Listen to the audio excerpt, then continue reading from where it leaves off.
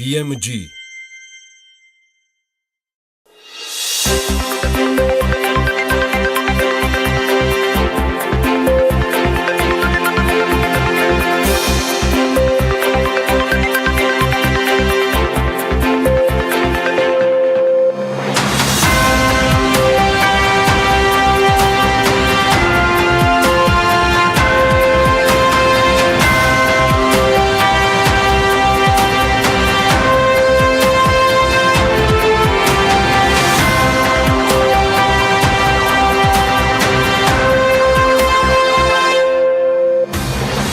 მშვიდობისა საქმიან სამუშაო კვირას ვიწყებთ და ვიწყებთ BMG-ს გუნდის წევრებთან ერთად საქმიანი დილით, რა თქმა უნდა. ევროკავშირში ექსპორტი 13.2%-ით გაიზარდა, DST-სთან კი ზრდა 47.2%-ია. 2018 წლის იანვარ-სექტემბერში საქართველოდან სიგარების, სიგარეტებისა და სიგარილების ექსპორტმა $100,461,000 შეადგინა, რაც ქვეყნის მთლიანი ექსპორტის 4.1%-ია. სექტემბერში სამრეწველო პროდუქციის მწარმოებელთა ფასების ინდექსი წინა თვესთან შედარებით 9.1%-ით არის გაზრდილი. საქართველოში ავტობაზარის ზრდის ტრენდს ინარჩუნებს მსუბუქი ავტომობილების რეექსპორტი 87%-ით მზარდია. ეროვნული ბანკის რეგულაციების გავლენა ეკონომიკურ ზრდაზე საერთაშორისო სავალუტო ფონდის მისიის ხელმძღვანელმა შეაფასა და კიდევ ერთ თემასთან დაკავშირებით აღნიშნა, რომ IMF-ი გააგრძელებს მცურავი კურსის რეჟიმის მხარდაჭერას. სუბსიდირების გარეშე ყურძენი წელს ჯამურად 22,000-მა მევენახემ ჩააბარა. კომპანია Flyhelp-მა კი ერთ წელიწადში 1500 საქმე მოიგო და კომპენსაციის სახით მიღებულმა თანხამ $1 მილიონ მიაღწია. ჩინეთის 2018 წლის ეკონომიკური ზრდის პროგნოზი 6.9%-ამდეა შემცირებული. მშვიდობისა კიდევ ერთხელ არჩევნებამდე ერთი სამუშაო კვირაა დარჩენილი. მშვიდობიან დღეებს გისურვებთ ყველას, რა თქმა უნდა, საქმიანთან ერთად. ამისთვის კი დღე BMG-ს გუნდთან ერთად იწყება და ორშაბათიდან გადავწყვიტეთ შოთა დღეშალაშვილის მიერ არაჩვეულებრივად მომზადებული ანალიტიკა წარმოგიდგინოთ, რომელიც ძალიან კარგად დაგვანახებს პენსიის ცვლილების დინამიკას ბოლო წლების განმავლობაში. პერიოდი თუ ერჩება იქამდე, ვიდრე ახალი საპენსიო სისტემა ამოქმედება და ვიდრე ეკონომიკის სამინისტრო დაპირებულ საინფორმაციო კამპანიას ახალ სისტემასთან დაკავშირებით დაიწყებს, ისევ ჩვენი ეთერების ყურება უნდა გააგრძელოთ და ჩვენ კი ვეცდებით ინფორმაციები არ მოგაკლოთ. დღეს საქმის კურსის ეთერში სხვათა შორის ძალიან საინტერესო სტუმარი გელოდებათ ამ თემაზე. პენსიები საქართველოში მოკლედ ერთ-ერთი ცენტრალური სოციალური და პოლიტიკური საკითხია. მეტიც ის 100,000-ობით ადამიანისათვის დღეს შემოსავლის ერთადერთ წყაროს წარმოადგენს. ამიტომაც მისი მოცულობა წინასაარჩევნოდ უმეტეს შემთხვევაში საზოგადოებრივი განხილვის საგნად ხდება ხოლმე. წელსაც პენსიის ზრდა საარჩევნო პერიოდს დაემთხვა.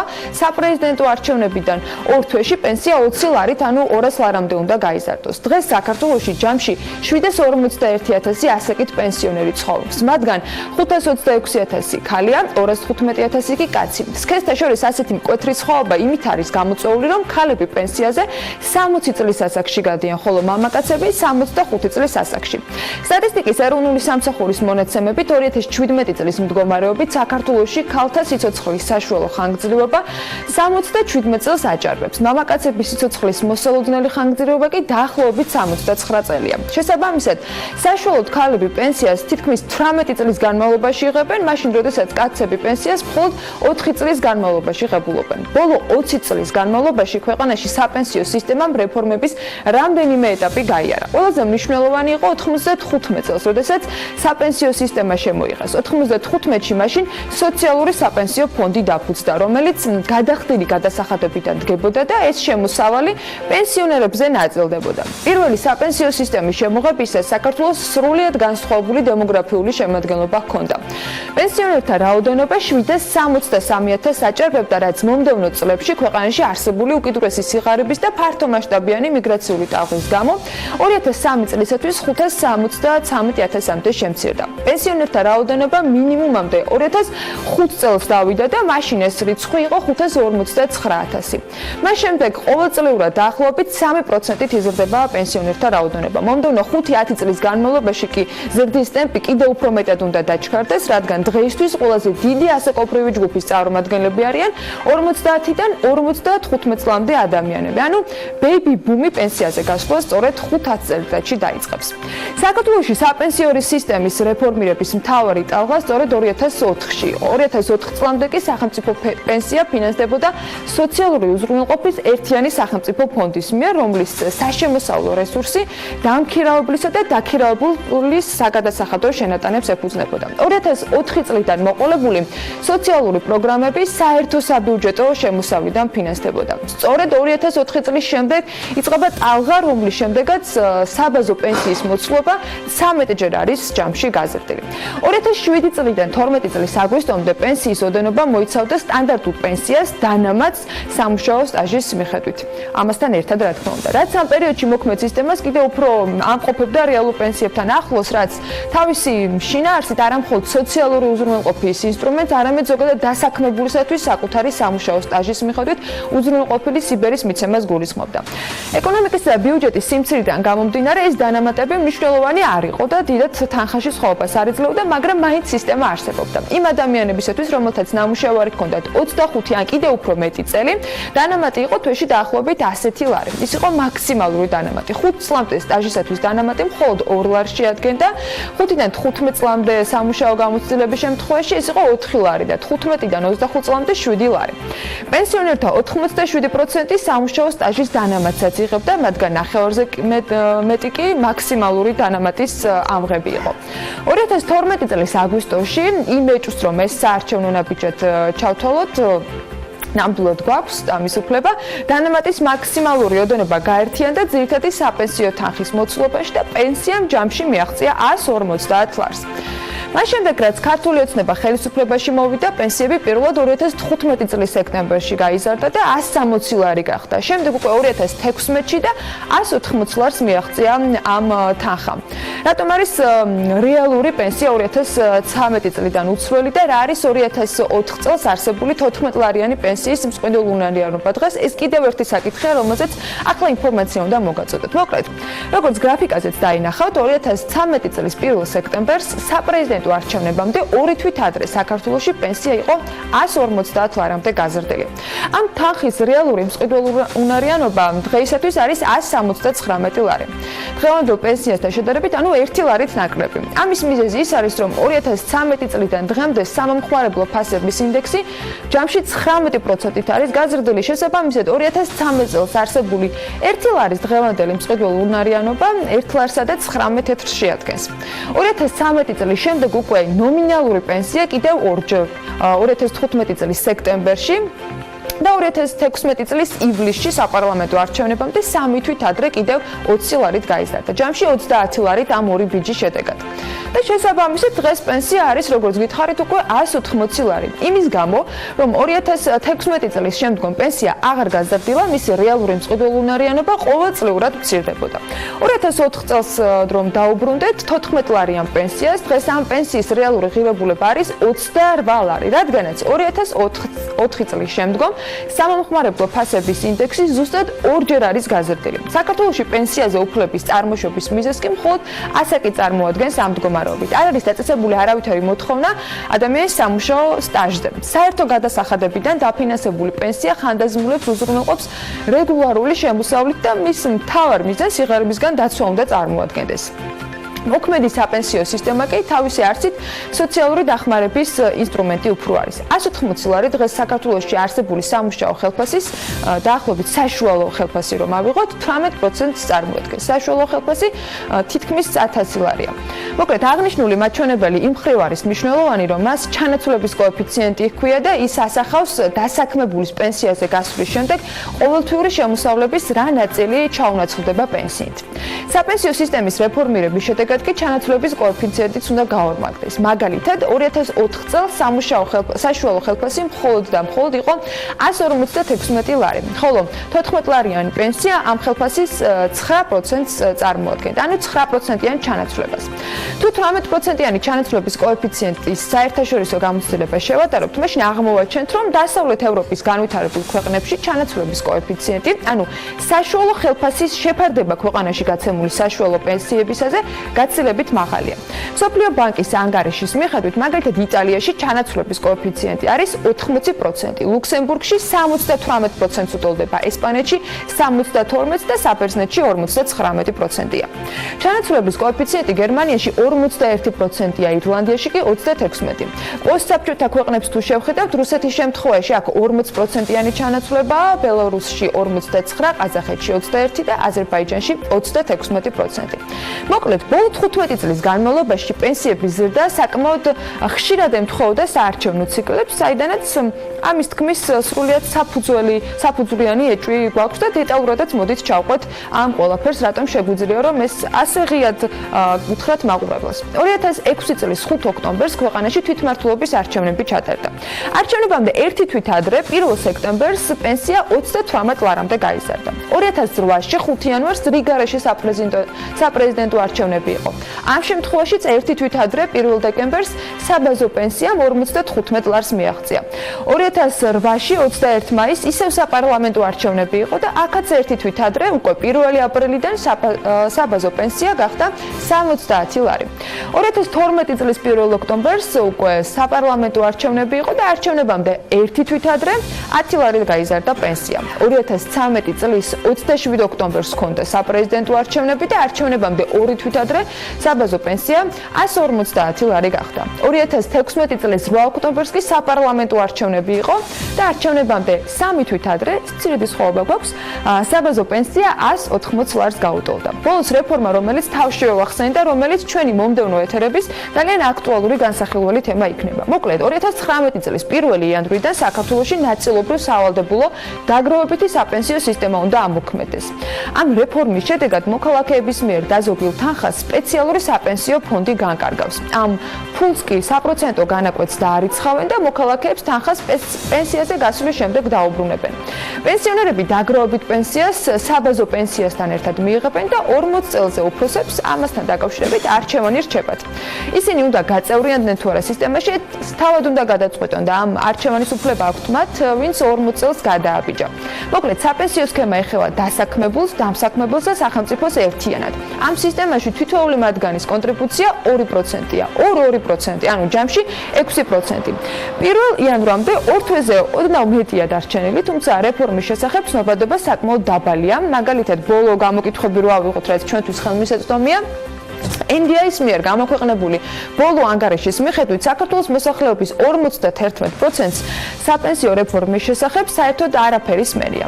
მოკლედ, პენსიების თემას კიდევ მივუბრუნდებით და 51%-ისთვისაც, ვისაც ინფორმაცია ნაკლები აქვს, აუცილებლად ექნებათ საინტერესო ინფორმაცია ჩვენი ტელეეთერებიდან და რა თქმა უნდა BMG-ის მკითხველებს ვებგვერდზე bm.gr. ახლა კი დრო არის, რომ ჩემს დღევანდელ თანაწამყვანს დაუთმო ეთერი ბექა დილა მშვიდობის.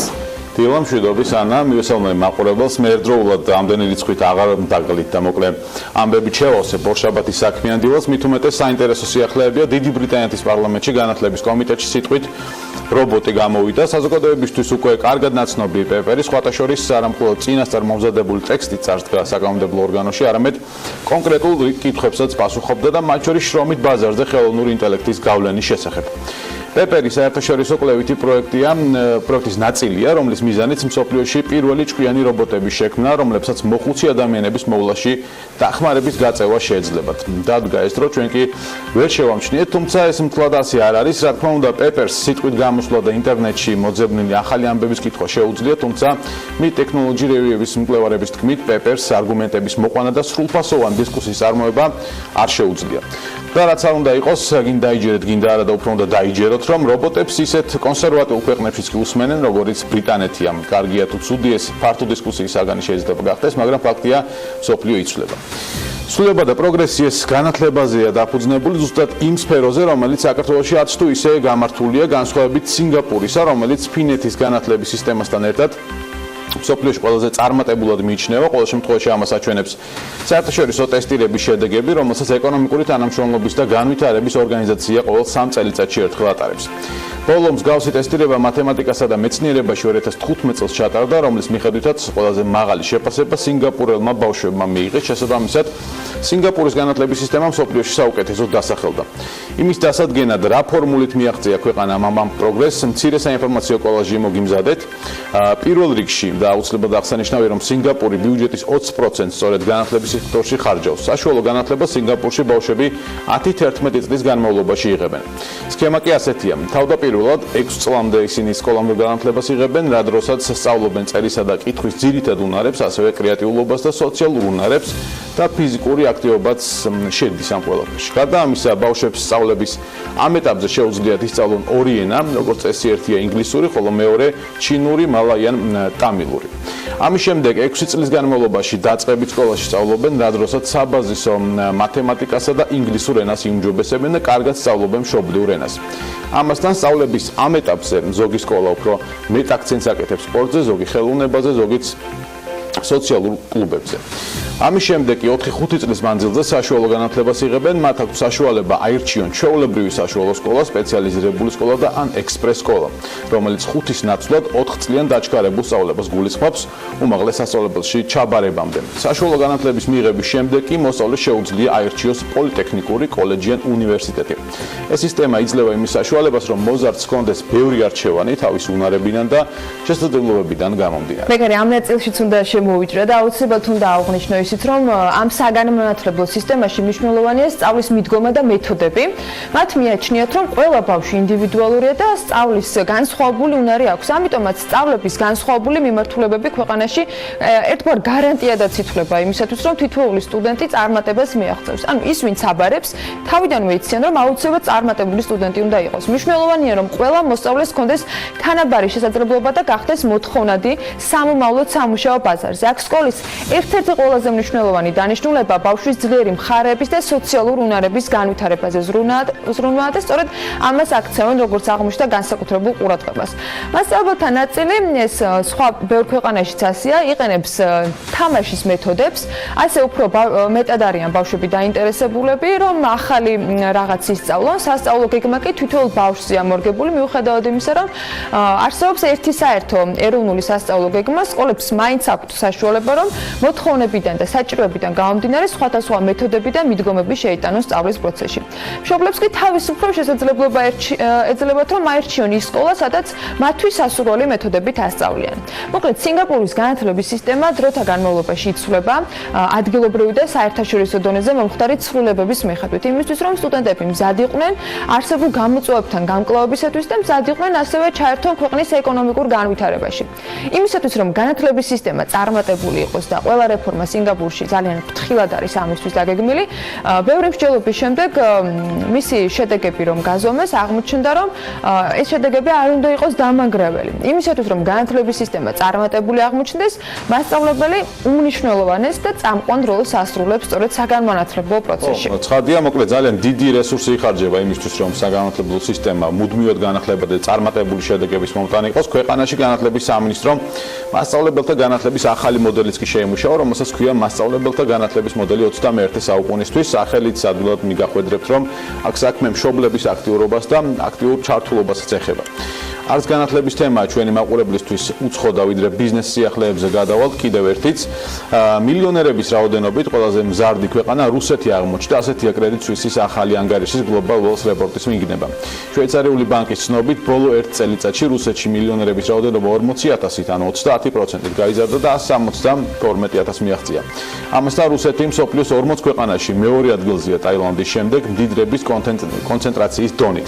რუსეთის ყველაზე უზრუნველყოფილი ადამიანების 10%-ს ქვეყნის საერთო სიმდიდრის 82% უჭირავს, ასე ვთქვათ. ეს უფრო მაღალი მაჩვენებელია, ვიდრე კონცენტრაცია ამერიკის შეერთებულ შტატებში 76%-ია და ჩინეთში, სადაც 62%-ია.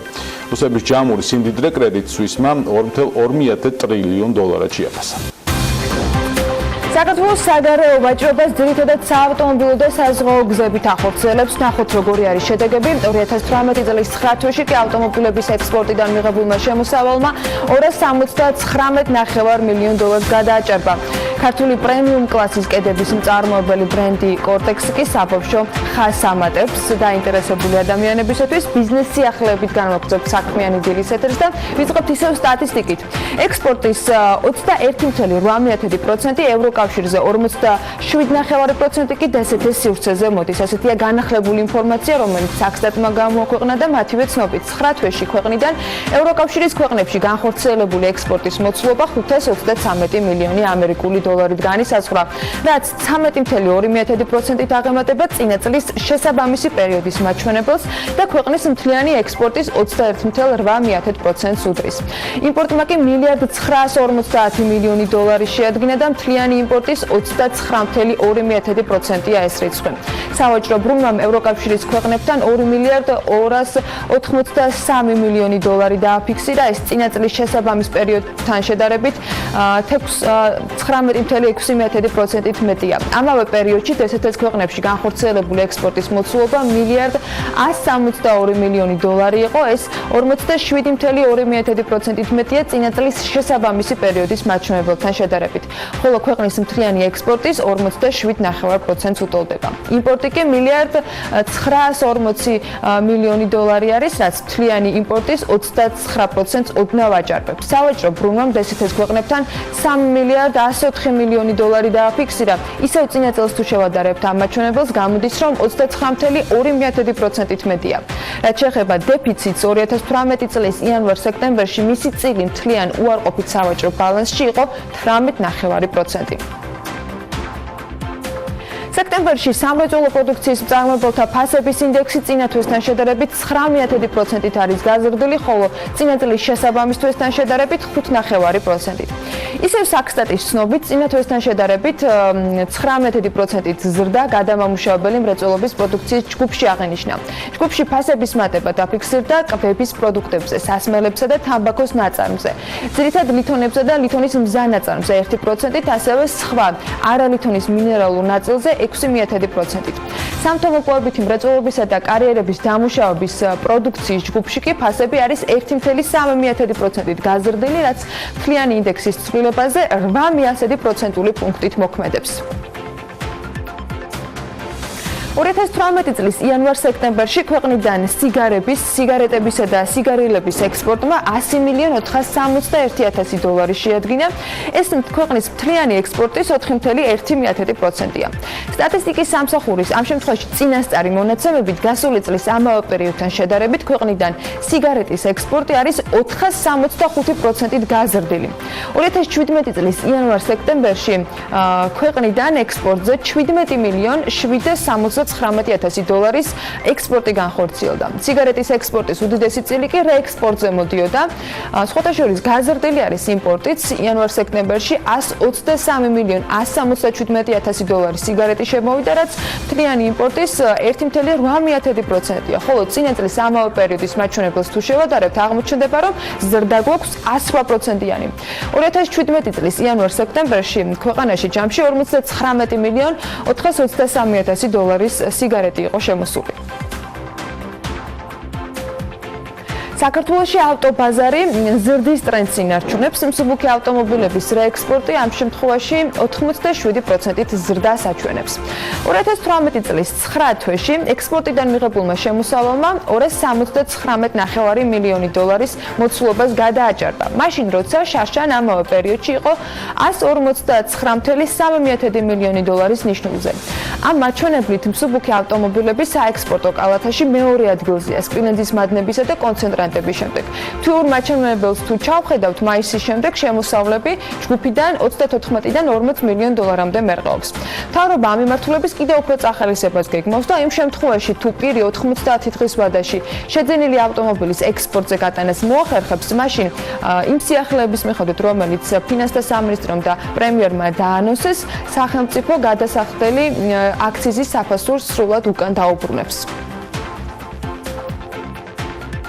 საქართველოს საგარეო ვაჭრობას ძირითადად საავტომობილო და საზღვაო გზებით ახორციელებს. საავტომობილო ტრანსპორტი, როგორც საექსპორტო, ასევე იმპორტული ტვირთების გადაზიდვაში დიდ წილს იკავებს და მისი მოცულობა 47.2%-ს უტოლდება. ასევე მაღალია საზღვაო ტრანსპორტის როლი ამ სახის ტვირთბრუნვაში. საექსპორტო ტვირთების თითქმის 42%, ანუ 41.9% საქართველოს ზღვით იღებს, იმპორტის შემთხვევაში კი საზღვაო ტრანსპორტზე წილი არის 35.9%. საჰაერო ტრანსპორტი ექსპორტის 6.7%-ს შეადგენს, იმპორტისას კი 9.6%-ს. რკინიგზას რაც შეეხება, მისი წილი განსაკუთრებით დაბალია და ექსპორტის შემთხვევაში მხოლოდ 3.5% აქვს დაკავებული, იმპორტის შემთხვევაში კი თუ დავამრგვალებთ 10% გამოდის, უფრო ზუსტად კი 9.6% უჭირავს. ვაჭრობის სტრუქტურა ტრანსპორტირების სახეების მიხედვით შეგიძლიათ ზუსტად გრაფიკზეც ნახოთ. 2018 წლის რთველის დასასრულს ლევან დავითაშვილმა სუბსიდირების გარეშე ჩავლილი რთველი შეაჯამა და აღნიშნა, რომ საქართველოში წელს რეკორდული რაოდენობის მოსავალი გადამუშავდა. 22,000-მა მევენახემ ყურძენი სუბსიდირების გარეშე ჩააბარა, თუმცა პროცესში ჩართული იყო სახელმწიფო კომპანია აკურაც, რომელსაც 30 მილიონი ლარის შესყიდვის განხორციელების უფლება ჰქონდა. სულ 6 წლის განმავლობაში მევენახეებმა წელს რეკორდული თანხა აიღეს, 230,000 ტონაზე მეტი ყურძენი გადამუშავდა და 300 მილიონ ლარზე მეტი შემოსავალი მიიღეს. მინისტრმა ასევე შეჯამებისას აღნიშნა, რომ რეკორდულია ქართული ღვინის ექსპორტის მონაცემებით და 2018 წლის დასასრულისათვის დაახლოებით 100 მილიონ ბოთლამდე ღვინის ექსპორტის განხორციელების მოლოდინი არსებობს.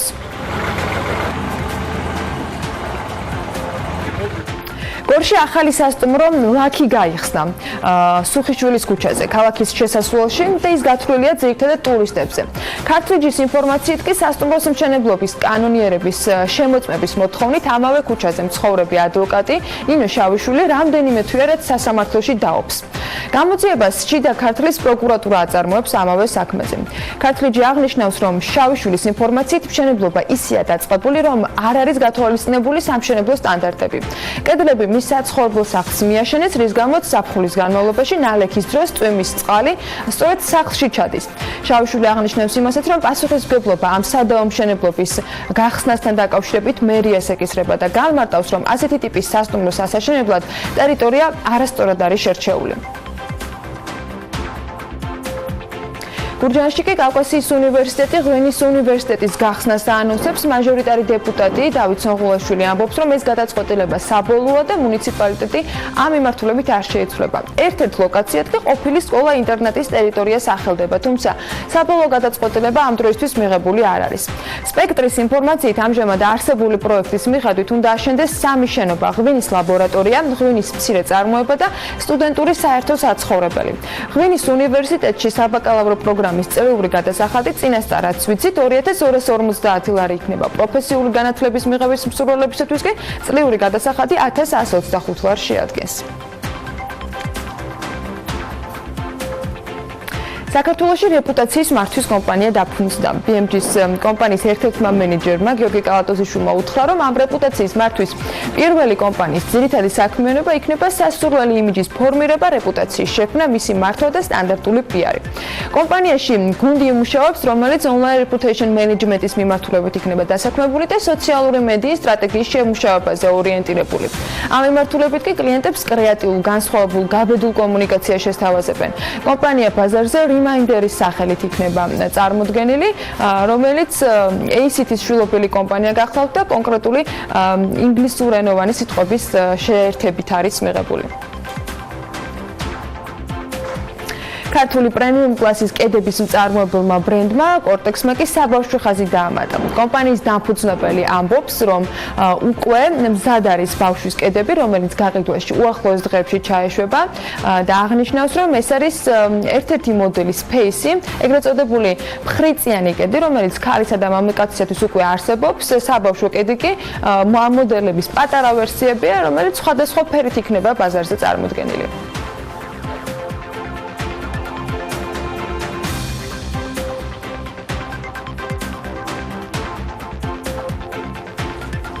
მგონია ასეთი იყო ბიზნეს სიახლეების პირველი კოლაჟი. ახლა კი დრო არის, რომ სავალუტო მიმოხილვა მოვისმინოთ და მას ბექრა გვაცნობს.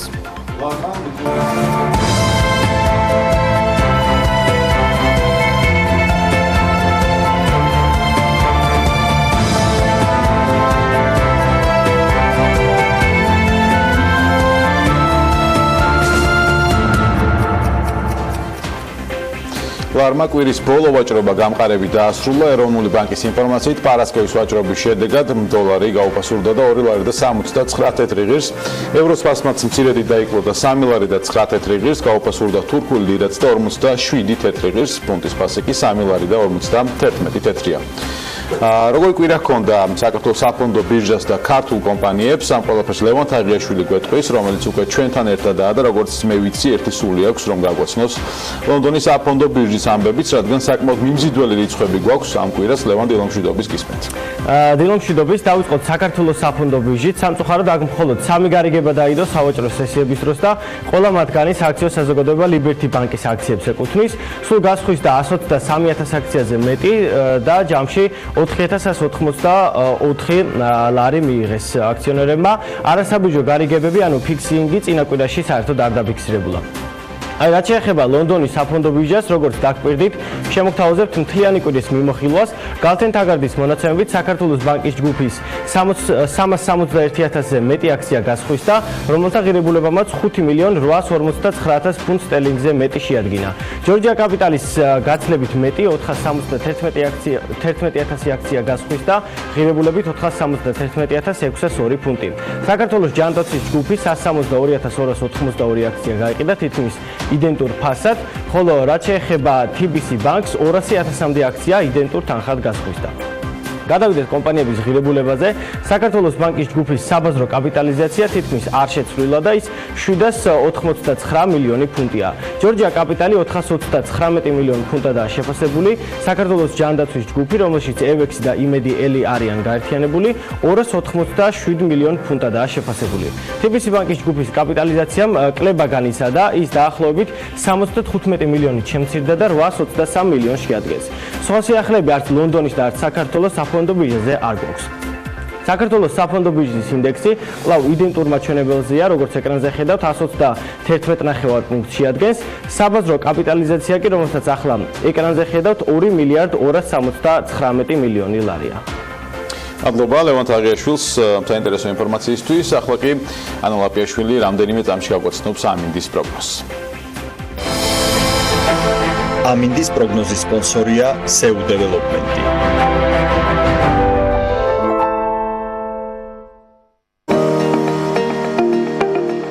ამინდის პროგნოზის სპონსორია სადაზღვევო კომპანია უნისონი. თავისუფალი დაზღვევა თქვენი სიმშვიდისათვის. გარემოს ეროვნული სააგენტოს ინფორმაციით ამინდი საქართველოში განპირობებული იქნება დღეს შავი ზღვის ჩრდილო-დასავლეთიდან მოქმედი შედარებით გრილი ჰაერის მასებისა და სამხრეთიდან გავრცელებული თბილი ჰაერის მასების ურთიერთქმედებით. დრო გამოშვებით ღრუბლიანობას ველოდებით ქვეყნის მასშტაბით. დასავლეთ საქართველოს უმეტეს და აღმოსავლეთ საქართველოს ზოგიერთ რაიონში კი იქნება ხანმოკლე წვიმა და ელჭექი, დასავლეთის მიმართულების ქარი ციქრორებს. სოხუმში მაგალითად იწვიმებს და 22 გრადუსია მოსაოდნელი. იწვიმებს ბათუმშიც და აქ მაქსიმალური ტემპერატურა 21 გრადუსი იქნება ისევ როგორც ქობულეთში. ფოთში 23 გრადუსს მიაღწევს ტემპერატურა და აქაც წვიმა მოსაოდნელი. ქუთაისშიც ნალექიანი დღე არის ნავარაუდები და 24 გრადუსამდე გათბება ჰაერი, ზუგდიდში კი 22 გრადუსი იქნება და აქაც იწვიმებს. ოზურგეთში წვიმა მოსაოდნელი და 23 გრადუსი, ონშიც, ოღონდ აქ 21 გრადუსი იქნება, გორშიც იწვიმებს და 22 გრადუსს მიაღწევს ტემპერატურა, ცხინვალში 21 გრადუსი იქნება, მარნეულში 22 და რუსთავში წინა ქალაქებისგან განსხვავებით უმეტესად უნალექოთ ჩაივლის დღე და 23 გრადუსი დაფიქსირდება. ახალციხეში იწვიმებს და 18 გრადუსი იქნება, ბორჯომშიც წვიმას ელოდებიან და 19 გრადუსს ბაკურიანშიც იწვიმებს და 17 გრადუსია მოსაოდნელი, ისევ როგორც ახალქალაქში. სტეფანწმინდაში კი მხოლოდ 15 გრადუსი დაფიქსირდება. თელავში დღის განმავლობაში 23 გრადუსი იქნება, მაგრამ აქაც წვიმა მცირე დროით ნავარაუდებით. დედაქალაქს რაც შეეხება, დრო გამოშვებით ღრუბლიანობა მოიმატებს, შესაძლებელია იყოს ხანმოკლე წვიმა ელჭექით, დაუბერავს ჩრდილო-დასავლეთის მიმართულების ქარი დედაქალაქში და თბილისში მაქსიმუმ 23 გრადუსი დაფიქსირდება. სასწავლო თბილი ამინდები გვაქვს, მოკლედ ოქტომბრის თვიდან გამომდინარე, ონში 21 გრადუსი, კარგად გასაკვირია. ხო, დიდი მადლობა ანას და ვიდრე ჩვენს პირველ სტუმარს უმასპინძლებთ, გადავხედოთ ვინ არიან დღევანდელი საქმიანი დილის სპიკერები.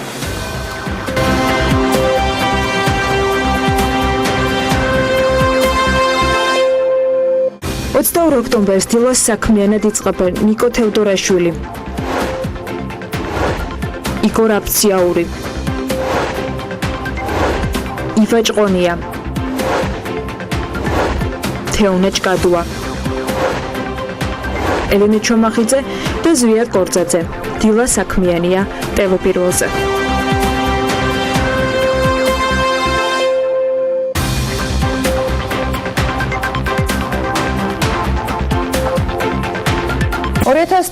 წლის 9 თვის მონაცემებით საქართველოს დაცულ ტერიტორიებს 974,827 ვიზიტორი ეწვია, რაც წინა წლის ამავე პერიოდს თუ შევადარებთ 14%-იან ზრდას გვაჩვენებს. ვიზიტორთა 52% ქართველი იყო, 48% კი უცხოელი. რომელი ქვეყნებიდან ჩამოდიან ძირითადად ტურისტები და რომელია ყველაზე პოპულარული დაცული ტერიტორია? ამაზე უკვე მარიამ ადამიანს სტუმართან ერთად შემოგვიერთდება. მარიამ, დილა მშვიდობის. დილა მშვიდობის. პირველ რიგში აღსანიშნავია ის ფაქტი, რომ უცხოელი ვიზიტორების რაოდენობა 27%-ით არის გაზრდილი. საერთაშორისო ვიზიტორებიდან დაცულ ტერიტორიებს ყველაზე მეტი გერმანიიდან, პოლონეთიდან, ისრაელიდან, უკრაინიდან და რუსეთიდან ესტუმრა. 9 თვის მონაცემებით კი ყველაზე პოპულარული დაცული ტერიტორია პრომეთეს მღვიმე, მარტოლის კანიონი, ყაზბეგის ეროვნული პარკი, ოკაცეს კანიონი და თბილისის ეროვნული პარკია. რაც შეეხება კონკრეტულად სექტემბერს, დაცულ ტერიტორიებს 153,793 ვიზიტორი ესტუმრა, რაც 2017 წლის სექტემბერთან შედარებით 23%-ით გაზრდილი მაჩვენებელია. ზაფხულის ტურისტული სეზონის შესაჯამებლად და დაგეგმილ სიახლეებზე სასაუბრად დაცული ტერიტორიების სააგენტოს მარკეტინგისა და საზოგადოებასთან ურთიერთობის სამსახურის უფროსი ნიკო თევდორაშვილის მასმიზლობს. დილამშვიდობისა ბატონო ნიკო, მადლობა თქვენი დროისთვის. მოგესალმებით მაყურებელს. პირველ რიგში დავიწყოთ იმით, რომ კარგია 27%-იანი მაჩვენებელი, თუმცა საინტერესოა რა პრობლემებს აწყდებოდნენ, რა მოეწონათ, რა არ მოეწონათ და რამდენად კმაყოფილებმა დატოვებს ვიზიტორებმა როგორც დაცული ტერიტორია, ასევე საქართველო. პირველ რიგში დავიწყებდი ზრდის მაჩვენებლებით და აღნიშნავდი და მადლობას გადავხდით ყველა იმ ადამიანს, ვისაც უყვარს დაცული ტერიტორიები, საქართველოს ეროვნული პარკები, ვინც გვეხმარება რომ ახალი ვიზიტორები მოვიზიდოთ, ეს დაწყებული ჩვენი ნებისმიერ რიგით თანამშრომლი და რომელიც ვიზიტორს ხვდება და ეხმარება შექმნას საუკეთესო მოგონებები ჩვენ ტერიტორიაზე, გაგრძელებული საქართველოს მთავრობის ხელმძღვანელობით, მათ შორის ტურიზმის ადმინისტრაცია და განსაკუთრებულად გამოყოფთი ასევე იმ ორგანიზაციებს, როგორც არის ტელევიზია, მედია, რომელიც აქტიურად აშუქებს დაცულ ტერიტორიებს და მოსახლეობას აცნობს ისეთ უნიკალურ ქართულ ბუნებას, რომელიც ჩვენ გაგვაჩნია. ეს არის ძალიან მნიშვნელოვანი ფაქტორი და დიდი მადლობა ამისათვის. იმედი მაქვს, რომ ეს თანამშრომლობა ყველა სექტორის, მათ შორის ბიზნეს სექტორის, რომელიც გააქტიურდა და უფრო მეტ კორპორატიულ ღონისძიებას, ან თქვათ ეგრეთ წოდებულ ექსკურსიებს აწყობს ჩვენ ტერიტორიებზე, ეს უფრო აქტიურ ფაზაში გადავა. რაც შეეხება კმაყოფილებას, ჩვენ პერიოდულად ვატარებთ ესეთ კვლევებს და კმაყოფილების მხრივ მინდა გითხრათ, რომ მაგალითად ჯერ მიმდინარე წლის ანგარიში არ დაგვისრულებია. რაც შეეხება გასულ წელს, თუ სწორად მახსოვს 99% იყო იმდენად კმაყოფილი, რომ რეკომენდაციას გაუწევდა დაცულ ტერიტორიას. პრობლემები რა თქმა უნდა გვაქვს და პრობლემები გამოწვეულია ბევრი ფაქტორით, განსაკუთრებით იმით, რომ მნიშვნელოვანია შევხედოთ რამდენიმე კუთხით, რომ მომხმარებლის, ასე ვთქვათ, მოსარგებლის ზრდა უფრო მარტივად ხდება, ანუ მომხმარებელი რომელიც უცხოეთში მიდის ან სხვა განსაკუთრებულ მნიშვნელოვან პროდუქტებს ეცნობა, ისწავლობს როგორ უნდა მოემსახურონ. რეალურად ის მომსახურების სტანდარტზე რომ ავიყვანოთ ტურიზმის სექტორში დასაქმებული პირები, ამას გამოცდილება სჭირდება, ამას სჭირდება დრო, პერიოდი, რა თქმა უნდა, ეს ნელ-ნელა წავა.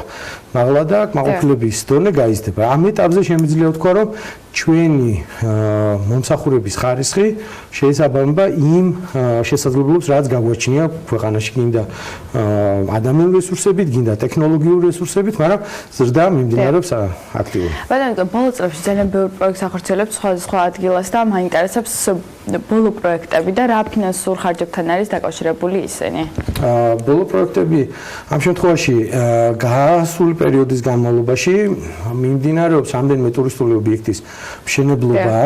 აღსანიშნავია აქედან კავკასიაში პირველად ეს იქნება სამკურნალო მღვიმე, სპელო მღვიმე, ეს იქნება საწურგულიას მღვიმე, რომელიც თითქმის დასრულებულია და უახლოს მომავალში ალბათ გატენდერდება და გამოვლინდება მისი მართველი ორგანიზაცია, რომელიც უკვე შეძლებს მიიღოს ვიზიტორები და მოემსახუროს მღვიმეთი. რაც შეეხება დანარჩენ ტერიტორიებს, მიმდინარეობს ოკაცეს ჩანჩქერის, რომელიც საკმაოდ გაგვიჭინარჭიანურდა, მაგრამ დროების დაკეტილია, ხო? კი, ამ ეტაპზე მიმდინარეობს საბოლოო დამამთავრებელი სამუშაოები. საქმეს ვინც არ აკეთებს იმას პრობლემები არ ექნება, შესაბამისად მშენებლობის პროცესში რაღაც ხარვეზები შეიქმნა და გაიწელა ეს პერიოდი, მაგრამ ვფიქრობ, რომ მომავალი სეზონისთვის კი არა, ახლოს მომავალში უკვე მზად იქნება ეს ტერიტორიაც ვიზიტორების მისაღებად, ასევე მნიშვნელოვანია, რომ ახალ ტერიტორიებს, რომლებზეც ჯერ კიდე კანონპროექტების დონეზე ვართ, მათზეც მიმდინარეობს უკვე კონცეფციების, ანუ ტურისტული კონცეფციების და ეკოტურისტული შესაძლებლობების გაძლიერებისთვის პროექტირების მუშაობა. მათ შორის თუსოს ხეობაზე რაჭაზეც უნდა გითხრათ, თუმცა ამბრელაურს ერთ-ერთი როგორც იცი ყველაზე დიდი ეროვნული პარკი უნდა შეიქმნას.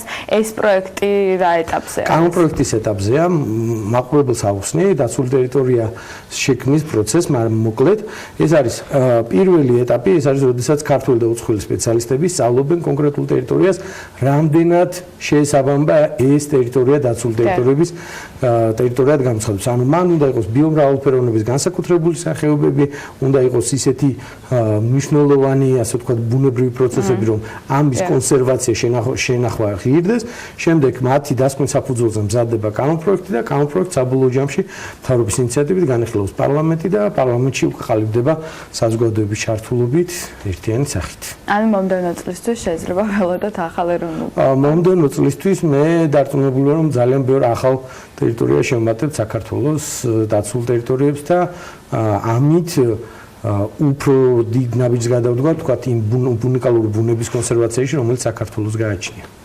ისო პრობლემას რომ დაუბრუნდეთ, ერთ-ერთ ყველაზე დიდ პრობლემას დანაგვიანება წარმოადგენს და ამიტომ მაინტერესებს, რამდენად იცავენ როგორც ადგილობრივები, ასევე ვიზიტორები ეკოლოგიას და არის თუ არა ეს პრობლემა გამწვავებული ვიზიტორების რაოდენობის ზრდის პარალელურად. ანუ არის ტერიტორიები, რომლებიც არის თქვათ პატარა ტურისტული ობიექტები, მართულის კანიონი, პრომეთევსკი, სათაფლია, ოკაცე. ანუ ეს არის შემოსაზღვრული ტერიტორიები, სადაც ჩვენი შესაძლებლობები მეტნაკლებად ვეხმარებით და ვასუფთავებით და მეტნაკლებად წესრიგში ვყავს. მე ვფიქრობ, რომ კარგად წესრიგში ვყავს. რა შეეხება ხა მაგალითად თუ შეც ეროვნულ პარკს, თბილისის ეროვნულ პარკს, ანუ დიდ ტერიტორიებს, ბორჯომ-ხარაგაულის ეროვნულ პარკს, რომელიც 103,000 ჰექტარია, აქ როგორც ევროპაში და ამერიკაში ძირითადი როლი, რა თქმა უნდა გქონდეს ვიზიტორებს, რომ შეუძლებელია 103,000 ჰექტარი გინდა ჩვენი რესურსით და გინდა, რავი, რამდენი თანამშრომელი შეიძლება დავიქირავთ ან დასუფთავების კომპანია, რომ ეს შეძლოს. რა თქმა უნდა, აქ არის თვითონ მომხმარებლებზე ტენდენცია ბოლო წლებში მინდა ვთქვა, რომ შეინიშნება პოზიტიური, იმიტომ რომ ძირითადად თქვა ლაშქრობებში ვინც დაიწყო სიარული, მეტნაკლებად უყვარს ბუნება და აცნობიერებს იმ დანაგვიანების ნეგატიურ როლს, რაც შეიძლება მის დატოვებულ, ასე ვთქვათ, საგზალს ან ნაგავს ჰქონდეს ბუნებაში. განსაკუთრებული აღსანიშნავია, რომ უცხოელებში ეს პრობლემა საერთოდ არ აქვს. ანუ უცხოელები, რომლებიც მაგალითად 40 კილომეტრიან ბილიგზე სადღაც მთაში ჩვენს კოტეჯში რჩებიან, ხშირად რომ გამოდიან თვითონ ალაგებენ, ასუფთავებენ წინა ვიზიტორის დატოვებულ ნაგავსაც და თუ ადიან ერთი ჩანთით, ბრუნდებიან სამი ჩანთით. ანუ ესეც ნელ-ნელა ალბათ პრობლემა არ აქვს. ჩვენ ქართულ თემაში ხო არ ქონია საქართველოს ისტორიაში, რომ ბუნებაში დასვენება ჩვენ ქონოდა პიკნიკის ზევით რამე. ანუ ბუნებით თქმობას ნელ-ნელა ვსწავლობთ და ეს ძალიან ნორმალურია, რომ ამ პროცესში გვექნება რაღაცა შეფერხებები და გასაზრდელები ვართ. ჩვენებიდან ასე მოხმარებელს. ბრაკონიერებას. ბრაკონიერობაში ცოტა რთული სათქმელია, რატო? იმიტომ რომ ჩვენ წლიდან წლამდე გვეძდება რეინჯერების რაოდენობა. შესაბამისად, გამოვლენის რაოდენობაც იზრდება. პრევენციის მომენტი ჯერჯერობით ძნელი შესაძლებელია ბრაკონიერობა შემცირდა თუ იგივე დარჩა თუ უბრალოდ რამდენიც იყო იმდენია და გამოვლენა გაიზარდა. ანუ ეს ანალიზი უფრო გვეცოდინება, როდესაც გვექნება სტაბილურად რაოდენობა რეინჯერების და ამ რეინჯერებით გვექნება პატრულირებები, უკვე შევხედავთ რომ რა სიტუაციაა. არის სააგენტოში რაიმე სტრატეგია გეგმა შემუშავებული იმისათვის, რომ ამჟამად 27%-იანი ზრდა არის, მომავალ წელს რომ უფრო მეტი იყოს. მომავალ წელს ამ ტერიტორიების შემთხვევაში, ანუ თუ ახალ ტურისტული ობიექტები არ დაგვემატა, საკმაოდ გაჭირდება ახლოს მომავალში ორი ნიშნა მაჩვენებელი შენარჩუნება. რატო? რამდენი ფაქტორით არის გამოწვეული. ერთი რომ ტურისტული სეზონის პიკი, როდესაც არის ივლისი, ივნისი, აგვისტო სექტემბერი მეტნაკლებად ხო ამ პერიოდში დაცულ ტერიტორიების ასე ვთქვათ გამტარუნარიანობა თითქმის პიკამდე არის მისული ანუ პრომეთეს ღვიმე რომ წარმოიდგინოთ ამ პრომეთეს ღვიმეს იმისაც რომ ის ბუნებრივი კლიმატი არ დაერღვეს რაღაცა რაოდენობა ვიზიტორი შეიძლება ესტუმროს და ამაზე მეც ჩვენ ვერ შევუშვებთ იმიტომ რომ ჩვენი მთავარი მიზანი არ არის ტურიზმი ჩვენი მთავარი მიზანია რომ კონდეს ეს ქართული უნიკალური ბუნება ამის კონსერვაცია გავაკეთოთ და ტურიზმი არის ამ შემთხვევაში ეკოსაგანმანათლებლო ნაწილი რომ იქ ვიზიტორი მივა გაეცნობა იმ ბუნებას შეუყვარდება და მეტნაკლებად უფრო ბუნებისადმი მობიერი და მომფრთხილებელი გამოვა იმ ტერიტორიებით ანუ ეს პრობლემა არის უფრო გამოწვევაა რომ ჩვენ მოგცეს მეტი სტიმული რომ ვიმუშაოთ ახალი ტერიტორიების განვითარებას და ახალი ტურისტული პროდუქტების შექმნას და რაც აქტიურად მუშაობთ მაგალითად ოკაცეს კანიონზე მალე დაიწყება ასე ვთქვათ საგების ანუ ხიდი თუ ხართ ნამყოფი ოკაცეს კანიონზე იმ ხიდის საგები იქნება უკვე გამჭვირვალე ბადე და ეს დამატებითი ექსტრემი იქნება ვთქვათ მუშაობთ კიდე ახალ სხვადასხვა პროდუქტებზე რომლებიც ახლოს მომავალში დაანონსდება და დაიწყება მუშაობა მოკლე კითხვით მინდა ჩაგერთო მარიამ სანამ სტუმარს დავამშვიდობებით ერთი ინფორმაცია რომელიც სოციალურ ქსელებში აქტიურად ვრცელდებოდა ქუთაისთან დაკავშირებით როცა საუბარი იყო ტურისტების უკმაყოფილებაზე საზოგადოებრივი ტუალეტების არსებობასთან დაკავშირებით ამაზე მაინტერესებს არის თუ არა ინფრასტრუქტურულ პროექტებში მათ შორის გათვალისწინებული ეს ნაწილი და მეორე დაახლოებით წელიწადზე მეტი გავიდა მას შემდეგ რაც დაანონსებული იყო დაკიდული ხიდების გაკეთება საფეხმავლო ხიდების გაკეთება სხვადასხვა მიმართულებით ამ პროექტთან დაკავშირებით თუ არის სიახლეები. აი ამ ორ კითხვაზე მინდა მოკლე პასუხი ვიდრე დაგემშვიდობებით ბატონიკო. პირველი მადლობა კითხვისთვის. პირველი რაც შემიძლია ვთქვა რომ დაცულ ტერიტორიებზე რაც შესაძლებელია ინფრასტრუქტურა ასე ვთქვა სველი წერტილების მიმართულებით აქ კარგად მოგვარებულია ასე ვთქვათ სათაფლიის ტერიტორიაზე წყალტუბოს ასე ვთქვათ პრომეთეს ტერიტორიაზე მარტვილის ოკაც ანუ ჩვენ ტერიტორიებზე ეს ჩვენი პრეროგატივაა და ჩვენ ამას ვაკეთებთ. კი ქონდა შეიძლება შეფერხებები რომ ცოტა დავაგვიანეთ რემონტო სამუშაოები, მაგრამ აქ ამ შემთხვევაში ჩვენგან დამოკიდებელი მიზეზებით იყო გამოწვეული თქო ტენდერი ჩავარდა თუ სხვა ტექნიკური მიზეზები და გვიან დაიწყო, მაგრამ სეზონს შევხვდით ყოველ შემთხვევაში მომუშავე სველი წერტილებით, რაც შეეხება დაკიდებულ ხიდებს მუშაობთ სამ თემაზე ჩვენ ტერიტორიებზე ოკაცეზე იგიგმება შეცვლა კინჩხაზე ასე ვთქვათ ოკაცეს ჩანჩქერზე ოკაცეს კანიონის ხო არის ოკაცეს ჩანჩქერის ხო არის ოკაცეს ჩანჩქერზეც მიმდინარეობს შენებლობა და რამდენიმე ახალი პროექტი იქნება დაკიდებულ ხიდებთან დაკავშირებით მათ შორის შუშის იატაკით ძალიან დავდებით ახალ პროექტებზე ინფორმაცია და რა თქმა უნდა ჩვენი მაყურებელიც იქნება ამ ყველაფრის საქმის კურსში. მარიამ ძალიან დიდი მადლობა საინტერესო საუბრისათვის. მარიამ ადამია მასპინძლობდა ნიკო თევდურაშვილის დაცული ტერიტორიების სააგენტოს მარკეტინგისა და საზოგადოებასთან ურთიერთობის სამსახურის უფროსი. ახლა კი ნინი ლონგურაშვილი უნდა შემოგვიერთდეს. დღეიდან თბილისში ლიდერთა განვითარების აკადემია საქართველოს 2018 წლის პროგრამა იწყება და ტრადიციულად ორგანიზატორი ამავე პროგრამის დამფუძნებელი სტენფორდის უნივერსიტეტის დემოკრატიის განვითარებისა და კანონის უზენაესობის ცენტრია ეკონომიკური პოლიტიკის კვლევის ცენტრი.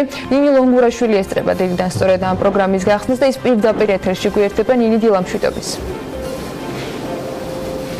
გამშვიდობის ანა მივესალმები ჩვენ მაყურებელსაც ღონისძიება სულ რამდენიმე წუთში დაიწყება თბილისის რუმში იქამდე მე მოკლედ გეტყვით პროგრამის მიმდინარეობას და შემდეგ უკვე მის მნიშვნელობაზე სტუმარი შემოგვიერთდება დღეიდან 26 ოქტომბრის ჩათვლით რამდენიმე ღონისძიება ერთდროულად არის დაგეგმილი და ესენი არის 2018 წლის ლიდერთა განვითარების აკადემიის პროგრამის გახსნა ასევე ღამის დებატები ანუ ფრენსის ფუკუიამას წიგნის თანამედროვე იდენტობის თანამედროვე პოლიტიკა და საბრძოლო აღიარება და ასევე საჯარო ლექცია პოლიტიკური პოპულიზმის საზოგადოებრივი ღირსების საპასუხოდ.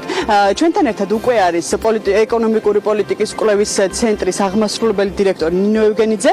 დილამშვიდობისა ქალბატონო ნინო, მადლობა რომ ხართ დილიდან ჩვენთან ერთად. თქვენი ინტერესისთვის უღმესი მადლობა. მადლობა. ნინო, კიდევ რა დამატებით ღონისძიებები იგეგმება? აი, მომდევნო 4 დღის განმავლობაში და ვინ ეწვია ღონისძიების ფარგლებში საქართველოს? კი ბატონო, მოგეხსენებათ ლიდერთა განვითარების აკადემია ეკონომიკური პოლიტიკის კვლევის ცენტრის და სტენფორდის უნივერსიტეტის ერთობლივი პროგრამა გახლავთ. აგერ უკვე მე-3 წელია ეს პროგრამა ტარდება. წელს ესე ვთქვათ ჩვენი პარტნიორები საქართველოს ბანკის უნივერსიტეტი და თავისუფალი უნივერსიტეტი გახლავთ და რა თქმა უნდა სხვა პატარა ესე იგი მცირე კომპანიებიც, ისეთი მაგალითად როგორც გახლავთ დილა და ასე შემდეგ, იმიტომ რომ ეს ადამიანები თავად მონაწილეობდნენ ამ კურსში და თვითონ თვლიან თავს რომ რაღაცა იყვნენ ამ პროგრამის განხორციელებაში ჩართულები, ითვალისწინებს თანამედროვე ლიდერების მომზადებას იმ ადამიანებისა, რომლებსაც შეუძლიათ ცვლილებების განხორციელება ქვეყნის ასე ვთქვათ წინსვლისა და განვითარებისთვის. როგორც თქვენ აღნიშნეთ, დღეს იხსნება უკვე დილიდან ანუ ლიდერთა განვითარების აკადემია და შემდგომ უკვე 26 ოქტომბრამდე ყოველ საღამოს დაგეგმილი არის სხვადასხვა ღონისძიებები და ეს ერთ-ერთი ესეთი იქნება დღეს საღამოს 8:30-ზე იქნება ბატონი ფრენსის ფუკუიამას ახალი წიგნის, რომელიც გამოვიდა 11 სექტემბერს ამერიკაში და 22 ოქტომბერს ჩვენ უკვე ქართულად თარგმნილი გვაქვს და ვფიქრობ, რომ ძალიან საინტერესო და თანამედროვე წიგნი გახლავთ და შეიძლება სახელმძღვანელო წიგნათაც იქცეს, ასე ვთქვათ, სხვადასხვა უნივერსიტეტებში და იქნება განხილვა დებატები, რომელსაც გაუძღვება დევიდ კრამერი, ამჟამად ფლორიდის ღონისძიების ფარგლებში ეწვია საქართველოს. რომელიც ღონისძიების ფარგლებში ეწვია, კი ბატონო, ეს ადამიანები ყველა ღონისძიების ფარგლებში არიან და გახლავენ კიდევ ფაკულტეტის, სტენფორდის ფაკულტეტის პროფესორები, რომლებიც ამ კურსს ასწავლიან 40 სხვადასხვა ქვეყანაში.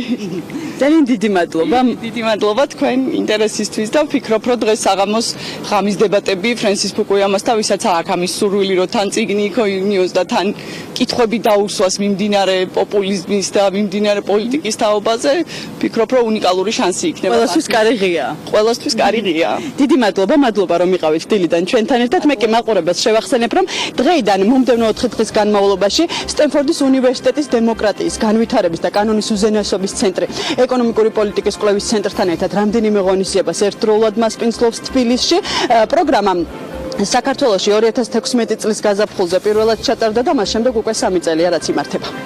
მადლობა ნინის ინფორმაციისათვის. დაწნებული ვარ საინტერესო საღამო ელოდება ამ თემით და აინტერესებულ ადამიანებს. მოკლედ თბილისის რუმში საღამოს 8:30-დან იქნება შესაძლებელი ამ დისკუსიაში ჩართვა, რა თქმა უნდა, საინტერესო ინფორმაციის მიღება და მონაწილეობა. მცირე სარეკლამო პაუზა გველოდება ახლა ჩვენ წინ და ბიზნეს სიახლეებით დაგებრუნდებით უკვე რამდენიმე წუთში.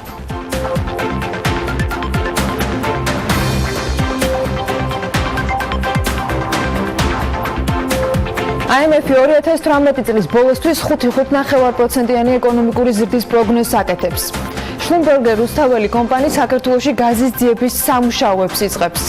ბლაუნშტაინ საქართველო კი წლის ბოლომდე ვაკეში საფირმო მაღაზიას გახსნის, რაშიც 800,000 ლარის ინვესტიცია განხორციელდა.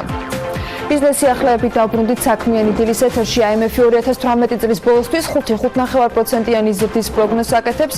მერსედეს ვერა მარტინმა აღნიშნა, რომ არსებობს ეკონომიკური ზრდის რამდენიმე ინდიკატორი, რამაც შესაძლოა წელს ეკონომიკური ზრდის მაჩვენებელზე გავლენა იქონიოს. ერთ-ერთი ასეთი ინდიკატორი ფონდის მისიის ხელმძღვანელის განმარტებით სამშენებლო სექტორია. საერთაშორისო სავალუტო ფონდის მისიის ხელმძღვანელი ლარის ამჟამინდელ კურსთან დაკავშირებითაც აკეთებს კომენტარს და აღნიშნავს, რომ პოზიტიურად არის განწყობილი და მიიჩნევს, რომ კურსის რყევები ერთი მხრივ საგარეო ფაქტორებით, ხოლო მეორე მხრივ ტურიზმის თვალსაზრისით შედარებით პასიური სეზონით შეიძლება აიხსნას. წელს ეკონომიკური ზრდა შედარებით მაღალი იყო და მინდა აღვნიშნო, რომ ბევრი ქვეყანა იოცნებებდა ზრდის იმ ინდიკატორებს, რაც საქართველოში დაფიქსირდა. მაშინაც კი, როდესაც აგვისტოში ეკონომიკური ზრდა მხოლოდ 2% იყო. დიახ, რადგან ამ დრომდე ეკონომიკის 4.8%-იანი ზრდა დაფიქსირდა ქვეყანაში, რაც ძალიან კარგი მაჩვენებელია. ცხადია, ჩვენ გვსურს უფრო მაღალი ზრდა, თუმცა ახლა ყველაზე მნიშვნელოვანია ის, რომ ეკონომიკური ზრდა გახდა უფრო მეტად მდგრადი და პროგნოზირებადი, ვიდრე აქამდე იყო. ზრდის ტემპზე კარგად იცით, რომ მოქმედებს საგარეო ფაქტორები და ამან ცხადია წელსაც იქონია გავლენა. თუმცა ისიც არ უნდა დაგვაუწყდეს, რომ ეკონომიკური ზრდა მნიშვნელოვანია სეზონურ ჭრილში, ანუ ტურისტების ფაქტორმა ძალიან იმოქმედა. ეროვნული ბანკის რეგულაციების გავლენას ეკონომიკურ ზრდაზე საერთაშორისო სავალუტო ფონდის მისიის ხელმძღვანელის მერსედეს ვერა მარტინის აზრით, ქვეყანაში ჭარბვალეონობის პრობლემა არ არსებობს და რომ ამ პრობლემის წინაშე უმეტესწილად დაბალი შემოსავლის მქონე შინამეურნეობები დგანან.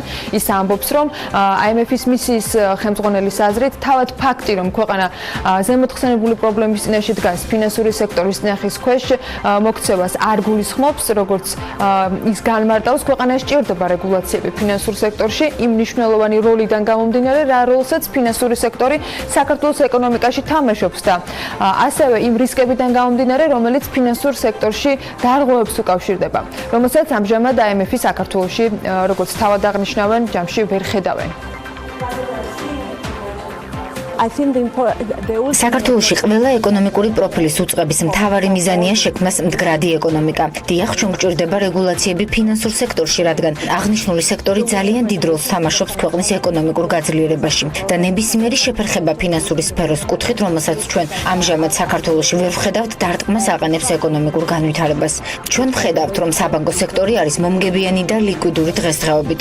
ამავდროულად ვხედავთ იმასაც, რომ შინამეურნეობების უმეტეს ნაწილში დგას ჭარბოალიანობის საკითხი, განსაკუთრებით დაბალ შემოსავლიან შინამეურნეობებში. ზემო აღნიშნულიდან გამომდინარე გასათვალისწინებელია შემდეგი: თქვენ ერთის მხრივ უნდა უზრუნველყოთ ჭარბოალიანობის შემცირება ქვეყანაში და მეორეს მხრივ არ უნდა დაზიანდეს ფინანსური სექტორი და არ უნდა მოხდეს მათი როლის დისკრედიტაცია, რათა მათ გააგრძელონ ის ეკონომიკური აქტივობები, რაც ხელს უწყობს ქვეყნის ეკონომიკურ ზრდას.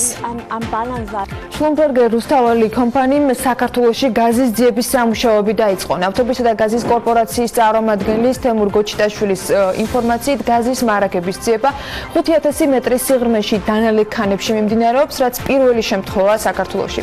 მისივე განმარტებით, ამ დრომდე ნავთობისა და გაზის საძიებო სამუშაოები ეგრეთ წოდებული შუა ეოცენის მიდამოებში ხორციელდებოდა, სადაც როგორც წესი ნავთობის მარაგები არსებობს. გერმანიის რისკის შეფასების ფედერალური ინსტიტუტის პრეზიდენტი და ამავე ინსტიტუტის აღმასრულებელი ხელმძღვანელი საქართველოში ოფიციალური ვიზიტის ფარგლებში გარემოს დაცვის და სოფლის მეურნეობის მინისტრის პირველ მოადგილეს და სოფლის მეურნეობის სამეცნიერო კვლევითი ცენტრის დირექტორს შეხვდნენ. მხარეებმა კი ქვეყანაში სურსათის უვნებლობის კუთხით არსებულ მდგომარეობაზე იმსჯელეს. ნედორ კერესელიძის განცხადებით, ევროპასთან ასოცირების ხელშეკრულებით გათვალისწინებული კანონმდებლობის ჰარმონიზაციის პროცესი თანმიმდევრულად მიმდინარეობს. პარალელურად კი ძლიერდება ის სამსახურები, რომლებიც სურსათის უვნებლობის მიმართულებით მუშაობს. საქართველოში ვიზიტის ფარგლებში გერმანელმა სტუმრებმა შეხვედრა ასევე სამეცნიერო კვლევითი ცენტრის რისკის შეფასების სამსახურის წარმომადგენლებთანაც გამართეს და განხორციელებულ პროექტებს გაეცნენ. ბლაუნშტაინის საქართველო კი წლის ბოლომდე ვაკეში საფირმო მაღაზიას გახსნის, რაშიც კომპანია 800,000 ლარის ინვესტიციას განახორციელებს. BMG-სთან კომპანიის დირექტორი ამბობს, რომ ეს იქნება რიგით მეორე საფირმო მაღაზია, სადაც კომპანიის მიერ წარმოებული პროდუქციის სრული ასორტიმენტი გაიყიდება. მისივე განმარტებით, ამჟამად მაღაზიის შესაბამისი მოწყობებით აღჭურვა მიმდინარეობს და უახლოეს მომავალში ის უკვე მიიღებს ყიდულებს. თავდაპირველად პროექტზე 500,000 ლარი იყო გათვლილი, თუმცა ვალუტის კურსის სრულების გამო ეს თანხა 800,000 ლარამდე გაიზარდა. კომპანია Flyhelp-მა ერთ წელიწადში 1500 საქმე მოიგო და კომპენსაციის სახით მიღებულმა თანხამ ჯამურად $1 მილიონ მიაღწია. კომპანიის ხელმძღვანელის მიშა ჭანტურიას განცხადებით, ეს არის თანხა, რომელიც საქართველოში უცხოური ავიაკომპანიებიდან შემოვიდა, ისე რომ ერთი თეთრიც არ იყო ქვეყნიდან გასული. თითოეული მოგებული საქმიდან კი კომპანიამ თანხის 30% დაიტოვა. დანარჩენი კომპენსაციების სახით მგზავრებზე გაიცა. Flyhelp-ის ხელმძღვანელის თქმით, არ არსებობს სტატისტიკა, რომლის მიხედვითაც შეიძლება დადგინდეს თუ რომელ კომპანიაზე შემოდის ყველაზე მეტი საჩივარი. შეგულებების სეზონი მართალია დასრულდა, მოგზაურები კი სამუშაო ადგილებს ახალი შთაბეჭდილებებით დაუბრუნდნენ. მოგზაურობაში კი ერთ-ერთ მნიშვნელოვან როლს სწორედ ავიაკომპანიები თამაშობენ, რომელთა მეშვეობითაც დანიშნულების ადგილამდე მივდივართ და შეიძლება ითქვას, რომ მოგზაურობის პირველი შთაბეჭდილებებით სწორედ ამას უკავშირდება ხოლმე. რომელი ავიაკომპანიები აღმოჩნდნენ საუკეთესოები, ამას უკვე ანო გაჯოხაძე გაგვაცნობს. ანა დილა მშვიდობისა. მსოფლიოში საუკეთესო ავიაკომპანია Lufthansa სახელდება. უმსხვილესმა ავიაკომპანიამ ბოლო წლების განმავლობაში ბიუჯეტი და პერსონალი საგრძნობლად შეემცირა. თუმცა ამის მიუხედავად ბორტზე მომსახურების ხარისხი მაინც უმაღლეს დონეზეა, სადაც მოგზაურები ყველაზე მეტად კვების ფაქტორს გამოყოფენ. რეიტინგში მეორე ადგილს კი Etihad Airways იკავებს, რომლის სათავო ოფისიც აბუ-დაბიში მდებარეობს.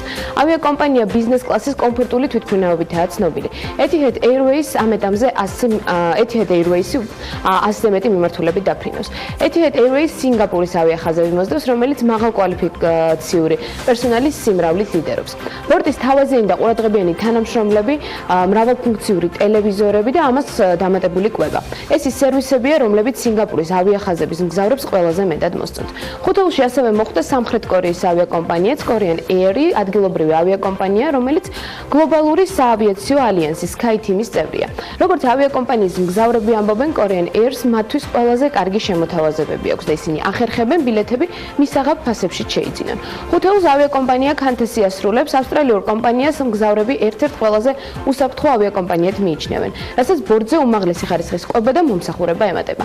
რეიტინგში ასევე ისეთი ავიაკომპანიები მოხვდნენ, როგორებიცაა შვეიცარიული ავიაკომპანია Swiss Airlines-ი, Thai Airlines-ი, იაპონური All Nippon Airways-ი, დუბაის ავიაკომპანია Emirates-ი და ჰონკონგის Cathay Pacific Airways-ი. საქართველოს აეროპორტების გაერთიანებამ კი რამდენიმე დღის წინ BMG-ს ავიაბაზრის ბოლო 9 თვის მონაცემები მოაწოდა. მგზავრთა კატის მიხედვით, რომელი ავიაკომპანიები ლიდერობენ და რომელი მიმართულებები აღმოჩნდა ყველაზე პოპულარული, ამის შესახებ კი უკვე ჩვენს მიერ მომზადებული სიუჟეტი ვნახოთ. წელს 9 თვეში რეგულარული ავიარეისებით მგზავრთა გადაყვანის რაოდენობით ლიდერობენ ისეთი ავიაკომპანიები, როგორებიცაა Wizz Air 420,127 მგზავრი, Turkish Airlines 412,828 მგზავრი, Georgian Airways 411,927 მგზავრი. ინფორმაცია საქართველოს აეროპორტების გაერთიანებას ეკუთვნის.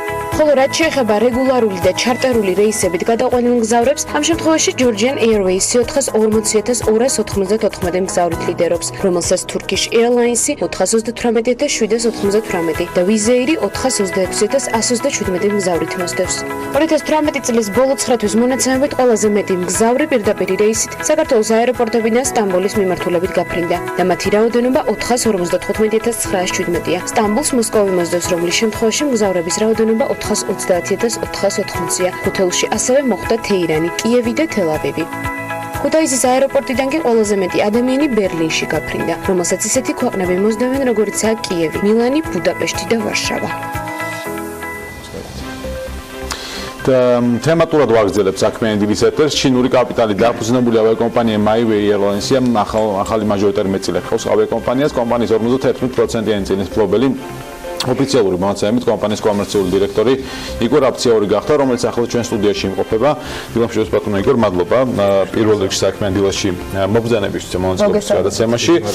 დასაწყისში ამ სიახლეზე ვისაუბროთ და მოგილოცოთ პირველ რიგში, რატომ მოხდა კომპანიის სტრუქტურის ცვლილებები და თქვენი მაჟორიტარი მეტწილად ჩამოყალიბება. დიახ, დილა მშვიდობისა, მოგესალმებით პირველ რიგში, მივესალმებით ჩვენ მაყურებელს. დღეს არის ორშაბათი, ახალი საქმიანი კვირა იწყება და მინდა ყველას წარმატება უსურვო. ასევე მინდა დიდი მადლობა მოგიხადოთ მოწვევისთვის, ჩვენი ავიაკომპანიისთვის ეს ძალიან სიმბოლური არის, იმიტომ რომ ჩვენი ასე ვთქვათ პირველი პრეზენტაცია და წარდგენა საზოგადოებისთვის მოხდა თქვენი გადაცემის მეშვეობით ჯერ კიდევ თებერვალში, როდესაც კომპანია ასე ვთქვათ დამწყებ პირველ ეტაპზე იყო. იმის მერე გავიდა დაახლოებით 7 თვე და მინდა ვთქვა, რომ ამ 7 თვის განმავლობაში ჩვენ ძალიან ბევრი ვიმუშავეთ და ძალიან ბევრი მივაღწიეთ, რომ აქამდე მოსულიყავით. ჩვენ თავიდან დავიწყეთ ჩარტერული რეისებით, როგორც მაშინ მოგახსენეთ. ეს იყო სეზონური ჩარტერები თურქეთის ანტალიის მიმართულებით, ეს იყო ეგვიპტის და ქუვეითის მიმართულებით, ირანის მიმართულებით და ნელ-ნელა ავიაკომპანიამ დაიწყო ასე ვთქვათ გადასვლა პირდაპირ რეგულარულ რეისებზე. ჩვენ დავიწყეთ თბილისი-ხარკოვის მიმართულებით ფრენები, ასევე ბათუმი-ხარკოვის მიმართულებით, თბილისი-თელ-ავივის მიმართულებით და ეხლა ხანს 5 ოქტომბრიდან დავიწყეთ თბილისი-კიევის მიმართულებით ფრენები, რაც უკვე ორი მიმართულება ასე ვთქვათ უკრაინაში. და უკვე ძალიან სიმბოლური არის, რომ ამ ჩვენი ავიაკომპანია გადადის უკვე განვითარების მეორე ეტაპზე და აი კიდევ ერთხელ თქვენი გადაცემის მეშვეობით შემიძლია რომ მოვახსენო და გავახარო ჩვენი მაყურებელი და ვთქვა, რომ ჩვენ უკვე ვიწყებთ პირდაპირ რეგულარულ ფრენებს ევროკავშირის წევრ ქვეყნების მიმართულებით. 28 უკვე შეგვიძლია ოფიციალურად გამოვაცხადოთ, რომ 28 ოქტომბრიდან ჩვენ ვიწყებთ თბილისი ბუდაპეშტის მიმართულებით ფრენებს და ასევე თბილისი რომის მიმართულებით. ამისთვის გემატებათ კიდევ ერთი დიახ, ამ ეტაპზე ჩვენ ყავს ორი ბორტი, Boeing-ის 737-800, რომელიც არის შედგება 170 ადგილი არის, 8 ადგილი არის ბიზნეს კლასში, 162 ეკონომი კლასში და ეს არის ასე ვთქვათ full service airline, რომელიც ყველა ის ასე ვთქვათ, სერვისი, როგორც არის კვება, ბარგი, ყველაფერი შედის ბილეთის ფასში. ჩვენ ასევე გვექნება ჩვენ უცხოელი, განსაკუთრებით უცხოელი ტურისტებისთვის. ძალიან დიდი მოთხოვნა არის იგივე ბუდაპეშტიდან, რომიდან ჩვენ ზამთრის კურორტებზე, გუდაურში, ბაკურიანში ძალიან დიდი მოთხოვნას ვხედავთ უკვე, ძალიან ბევრი ჯგუფები, ასე ვთქვათ, წამოვიდა. და ჩვენ ასევე გვექნება ეს ეგრეთ წოდებული ski equipment, ანუ თხილამურების და სნოუბორდის ჩაბარება, ასე ვთქვათ, უფასოდ. თქვენ ყველა რამდენიმე რეისი ახლა ყველა ტურისტული მიმართულებით არა ქუვეითი, უკრაინა ერთი და იგივე ვთქვათ მიმართულებაზე მუშაობთ თუ განსხვავებული მიმართულებებია, განსხვავებული ბაზრები არის, სეგმენტიც ჩვენი მგზავრების, ამიტომ ეს ხდება იმ გეგმის მიხედვით, რაც ჩვენ კიდევ აი ქუვეითი ტურისტები არიან ქუვეითიდან ძირითადად ჩვენ ტურისტულად მივდივართ ხოლმე, ანუ საქართველოსთან ტურისტული ფრენება ხდება. ქუვეითს რაც შეეხება, ძირითადად ქუვეითიდან არის დაახლოებით 80-90% ეს არის ტურისტები, რომელიც ჩამოდიან საქართველოში წლის, ანუ მთელი წლის განმავლობაში, როგორც სამთრის სეზონზე და მერე ბრუნდებიან ქუვეითში. კი. რაც შეეხება თქვენ კითხვას, სრულებები რომელიც სტრუქტურას აკავშირებს. ეს არის, ანუ პროცესი, რომელიც შეიცავდა ჩვენ ამ 5 წლიან განვითარების გეგმაში, კი, რადგან ჩვენ გადავედით უკვე განვითარების მეორე ეტაპზე და ვიწყებთ ევროკავშირის წევრ ქვეყნებში ფრენებს. იქიდან გამომდინარე, რომ საქართველოში უკვე დაინერგა ევრორეგულაციები ზოგადად ტრანსპორტის სფეროში და განსაკუთრებით საავიაციო სფეროში, მე მინდა სიამაყით თქვა, რომ დაახლოებით უკვე 70% ევრორეგულაციების არის ჩვენთან დანერგილი. ამიტომ მოგეხსენებათ, რომ ერთ-ერთი მოთხოვნა, რაც არის ევროკავშირის წევრ ქვეყნებში ფრენების შესრულებისთვის, ეს არის, რომ ავიაკომპანიის 51%, ანუ საკონტროლო პაკეტი უნდა ფლობდეს საქართველოს მოქალაქე. ამიტომ ამ ევრორეგულაციებიდან გამომდინარე და ეს პროცესი რომ იყოს, ასე ვთქვათ, უფრო ბიზნეს გადაწყვეტილება იყოს. ეს იყო სულთა ესეთი ბიზნეს გადაწყვეტილება, რომელიც ჩვენ დაგვეხმარება უფრო ეფექტურად და უფრო სწრაფად მოხდეს ჩვენი დანიშვნები იმ ევროპის ქვეყნების მიმართულებით. 7 თვიანი პერიოდი ვახსენეთ, როდესაც კომპანიამ ეტაპები გაიარა, მეორე ეტაპზე გადავიდა. რას მოიცავს შემდეგი ეტაპი, მესამე და რა პერიოდი დაგჭირდებათ იმისთვის, რომ მესამე ეტაპზე დიახ, მესამე ჩვენ როგორც თქვენ აღნიშნეთ, ველოდებით მესამე ბორცს, ეს უკვე დაახლოებით 2019 წლის მარტის ბოლოში უკვე იქნება ჩვენ, ასე ვთქვათ, ფლიტში. ეს მოგცემს საშუალებას, რომ ანუ ზაფხულის სეზონიდან მარტის ბოლოდან უკვე დავამატოთ კიდე ახალი მიმართულებები, განსაკუთრებით ევროპის მიმართულებით და ასევე ვაპირებთ ახლო აღმოსავლეთში, იგივე ჩინეთში და ინდოეთშიც ფრენების დაწყებას. ჩემთვის მაგათად პირადად ერთსაც დავსვავ, ანა, ყველაზე მნიშვნელოვანი რაც არის, როდესაც მიწევს ფრენა, ასე ვთქვათ, არის უსაფრთხოება, ხომალდები, ნუ მე იქ რაღაც ბევრ რაღაცას ვწავლობ ხოლმე, როცა მიწევს ფრენა, როგორც ავთქვათ, ფრენის შიშიკა. ხო, მაქვს და უსაფრთხოების მიმართულებით, აი რომ უთხრათ მაყურებელს, ვთქვათ, MyWay Airlines-ის საქმიანობა რას მოიცავს ამ კუთხით? დიახ, ნუ პირველ რიგში ჩვენ უნდა გვახსოვდეს, რომ ავიაცია არის ყველაზე უსაფრთხო ტრანსპორტი მსოფლიოში. დიახ, განსაკუთრებით თუ შევადარებთ ამ ბოლო წლებს უფრო ნაკლები და ნაკლები შემთხვევა არის, ასე ვთქვათ, რაღაც ტექნიკური პრობლემების, ჩვენ საქართველოში მინდა აბსოლუტურად გულწრფელად თქვა, რომ განსაკუთრებით სხვა ჩვენ რეგიონ, ანუ სხვა ქვეყნებთან შედარებით ჩვენ ძალიან მოწინავე პოზიციაზე ვართ, როგორც ქვეყანა. ჩვენ როგორც აღვნიშნე უკვე დაახლოებით 70% ამ ევრორეგულაციების არის დანერგილი ჩვენთან საქართველოში, რაც კიდევ უფრო ამაღლებს ამ სტანდარტს. ჩვენ ავიაკომპანიები სამოქალაქო ავიაციის სააგენტოს, ასე ვთქვათ, ზედამხედველობით მოწვდება წელიწადში მინიმუმ 3-ჯერ, 4-ჯერ ყველა ავიაკომპანია, ის იქნება ქართული ავიაკომპანია თუ უცხოური ავიაკომპანიები, რომელიც საქართველოში დაფრინავენ. და ამ კუთხით ჩვენ მართლაც ეხლახანს იყო რამოდენიმე თვის წინ იკაოს მორიგი აუდიტი და ჩვენ გავუმჯობესეთ დაახლოებით 30-40%-ით ყველა მიმართულება და ძალიან მიხარია რომ ჩვენ ვართ ევროპის ასე ვთქვათ მასშტაბზეც დაახლოებით 10-ში თუ ავწდები უსაფრთხოების კუთხით, რაც ეს ჩვენ ძალიან გვახარებს, იმიტომ რომ ეს არის ერთიანი სისტემა, ეს არ შეიძლება განიხილებოდეს თქვა ცალ-ცალკე, ავიაკომპანია, სამოქალაქო ავიაციის სააგენტო, მარეგულირებული ორგანო, ეს არის ერთი სისტემა, რომელიც უნდა მუშაობდეს ერთად და მე ძალიან მიხარია რომ ჩვენ ძალიან მოწოდების ძალიან ისეთ სიმაღლეზე ვართ.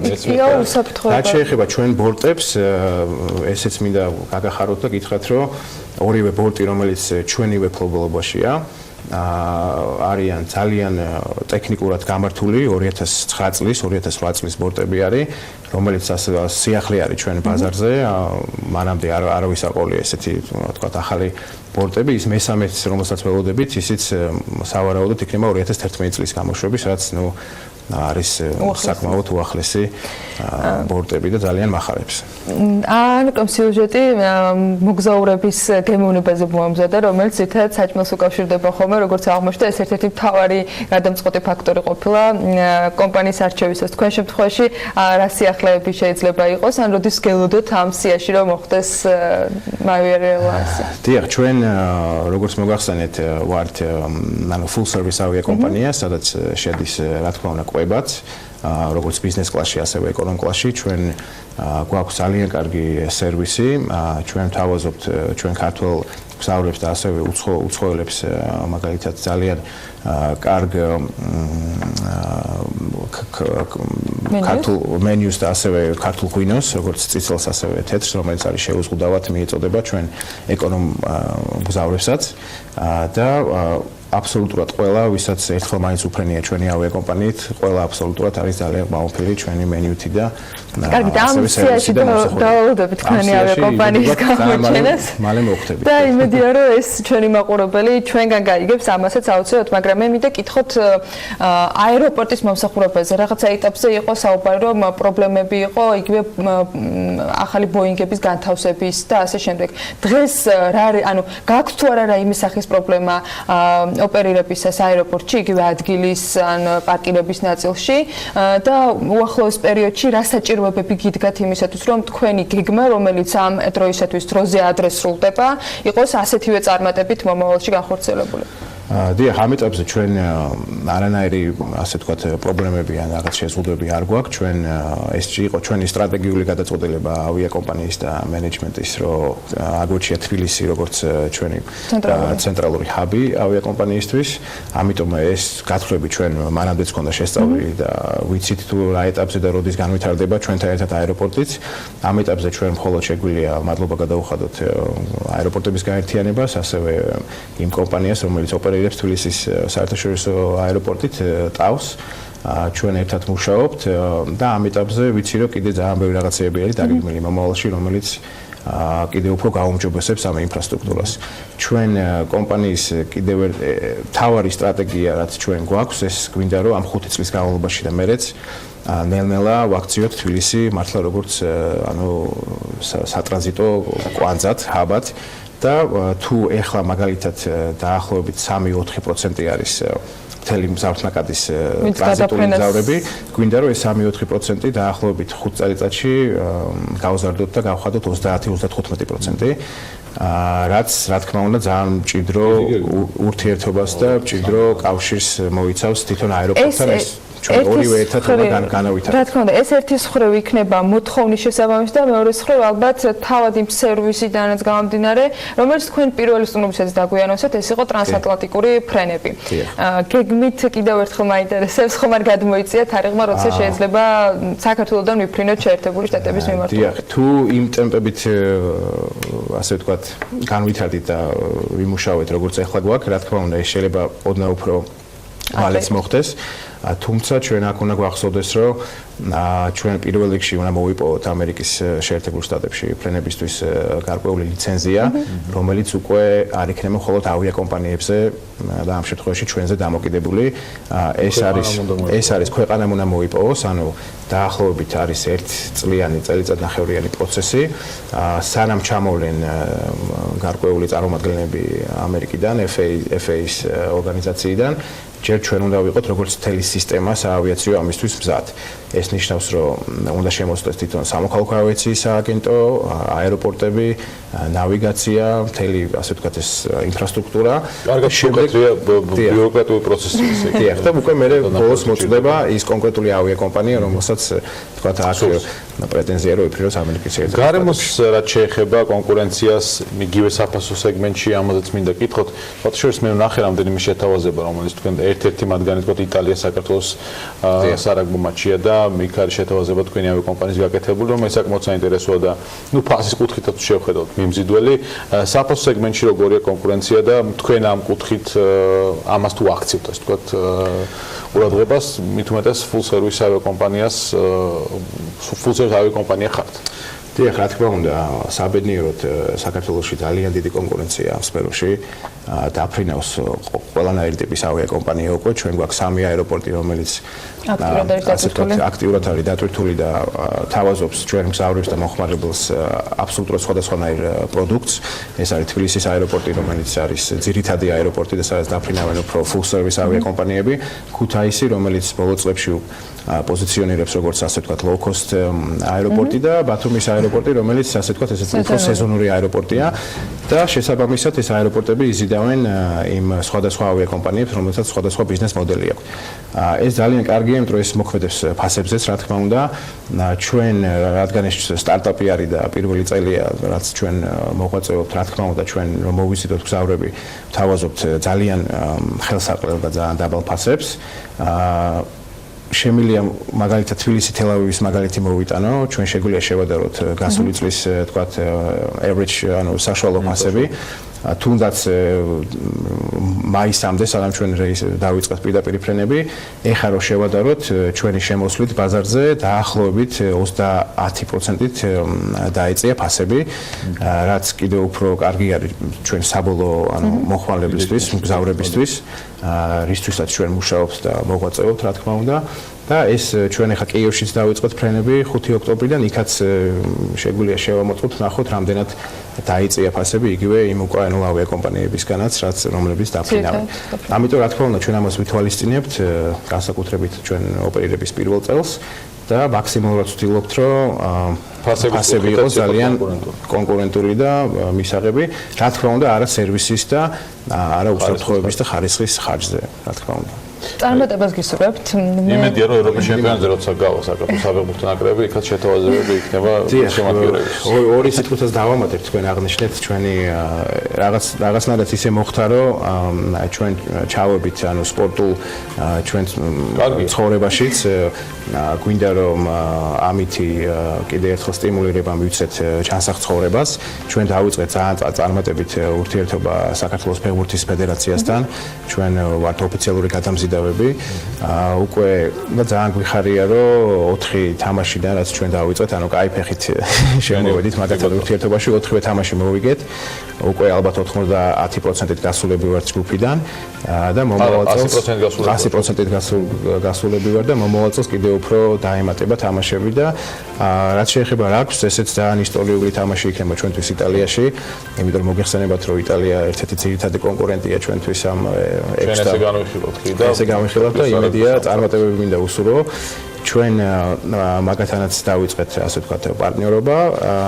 ჯერ კონკრეტულად ამ ერთი რეისიდან გამომდინარე, ჩვენ შევთავაზეთ ძალიან იაფი და ხელსაყრელი ასე ვთქვათ ბილეთები ფანებისთვის და მინდა ვთქვა რომ როგორც გამოვაცხადეთ, დაახლოებით 1 საათში გაიყიდა ყველა ეს ბილეთი, რაც ჩვენ მქონდა განსაზღვრული და ძალიან გვიხარია და რა ვიცი, წარმატებებს ვუსურვებთ საქართველოს ფეხბურთის ფედერაციას, ნაკრებს და ასევე რაგბის კავშირს და ნაკრებს. ხათრის მაინც მოიხსნება ფრენასთან დაკავშირებულ, შენ განსაკუთრებულ დამოკიდებულებას. დავალ ევროპის ჩემპიონატზე. წარმატებას გისურვებთ, საინტერესო ახალ ამბავს, რომელსაც დიდი სიამოვნებით გაუზიარებთ, რა თქმა უნდა, ჩვენს მაყურებელს. ჩვენ სტუდიაში მასპინძლობთ იგორ აფსიაურს, MyWay Airlines-ის კომერციულ დირექტორს. ახლა წინ სარეკლამო პაუზა გველდება და დავბრუნდებით რამდენიმე წუთში სიახლეებით. ამინდის პროგნოზის სპონსორია SEU Development-ი.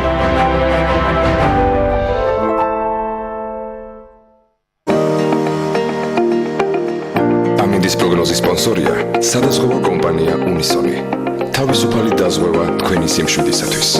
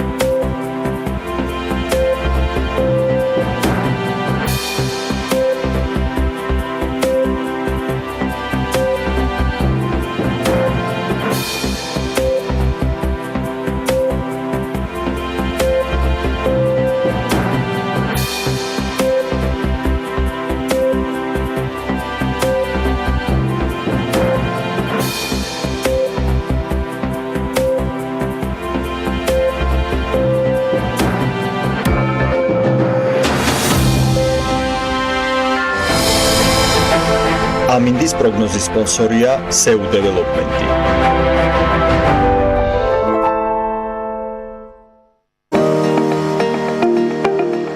ამინდის პროგნოზის სპონსორია სადაზღვევო კომპანია უნისონი. თავისუფალი დაზღვევა თქვენი სიმშვიდისათვის.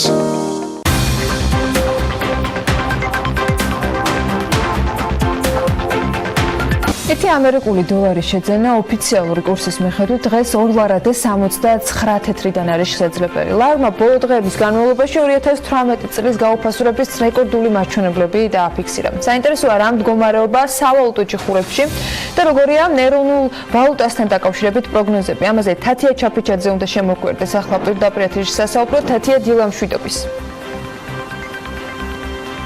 დილამშვიდობის ანა მივესალმები ჩვენს მაყურებელს. დიახ, ამ წუთებში სავალუტო ჯიხურებში 1 ამერიკული დოლარის შეძენა 2.79-2.70 თეთრის ფარგლებშია შესაძლებელი, რაც შეეხება ეროვნული ბანკის ბოლო მონაცემებს. როგორც უკვე აღინიშნა, გაცვლითი კურსი 2.79 თეთრის ფარგლებში მერყეობს. აღსანიშნავია, რომ ლარმა წლის მაქსიმუმი გასული კვირის ბოლოს დააფიქსირა, როდესაც ის 2.70 თეთრიან ნიშნულს გადაცდა. მიზეზებზე საუბრისას ექსპერტების ნაწილი აცხადებს, რომ რაიმე ტიპის ფუნდამენტალური პრობლემებს ადგილი არ აქვს და ლარის ბოლოდროინდელი გაუფასურება უკავშირდება სეზონურობას. თემაზე კომენტარი გააკეთა ეროვნული ბანკის პრეზიდენტმა კობა გვენეტაძე. მიიჩნევს, რომ ინფლაცია მიზნობრივ მაჩვენებელზე დაბალია, რაც იმას ნიშნავს, რომ მათ აქვთ ბერკეტი, არსებობს ბერკეტი იმისა, რომ ლარი იყოს სტაბილური. შეგვიძლია კიდევ ერთხელ მოვისმინოთ კობა გვენეტაძის ეს განცხადება. საქართველოში მოქმედებს მცურავი გაცვლითი კურსი და მცურავი გაცვლითი კურსის რეჟიმისათვის დამახასიათებელი არის დროებითი მერყეობები. მაგრამ რაც უფრო მნიშვნელოვანია არის ის თუ როგორი იქნება კურსი საშუალოვადიან პერიოდში და გრძელვადიან პერიოდში. ამავე დროს ხშირად ხდება აი ესეთი ანალიზის გაკეთება, რომ აი ამის გამო საქართველოში ინფლაცია მაღალი იქნება. როგორც მოგეხსენებათ, საქართველოში ინფლაცია არის დაბალი, ეს არის ამ წუთში მიზნობრივ ინფლაციაზე დაბალი და საქართველოს ეროვნულ ბანკს გააჩნია ყველანაირი ბერკეტი იმისათვის, რომ ინფლაცია საშუალოვადიან და გრძელვადიან პერიოდში იყოს დაბალი, რაც არის იმის გარანტია, რომ გაცვლითი კურსი ასევე იქნება სტაბილური. თუ წლევანდელ მონაცემებს შევადარებთ გასული წლის ანალოგიურ პერიოდს, ვნახავთ, რომ წელს ლარმა გაუფასურება გაცილებით ადრე დაიწყო. 2017 წელს ფაქტობრივად მთელი ოქტომბრის განმავლობაში ლარი იყო 2.46, 2.48 თეთრის ფარგლებში და მაქსიმუმი რაც დაფიქსირდა ოქტომბრის ბოლოსკენ ის იყო 2.56.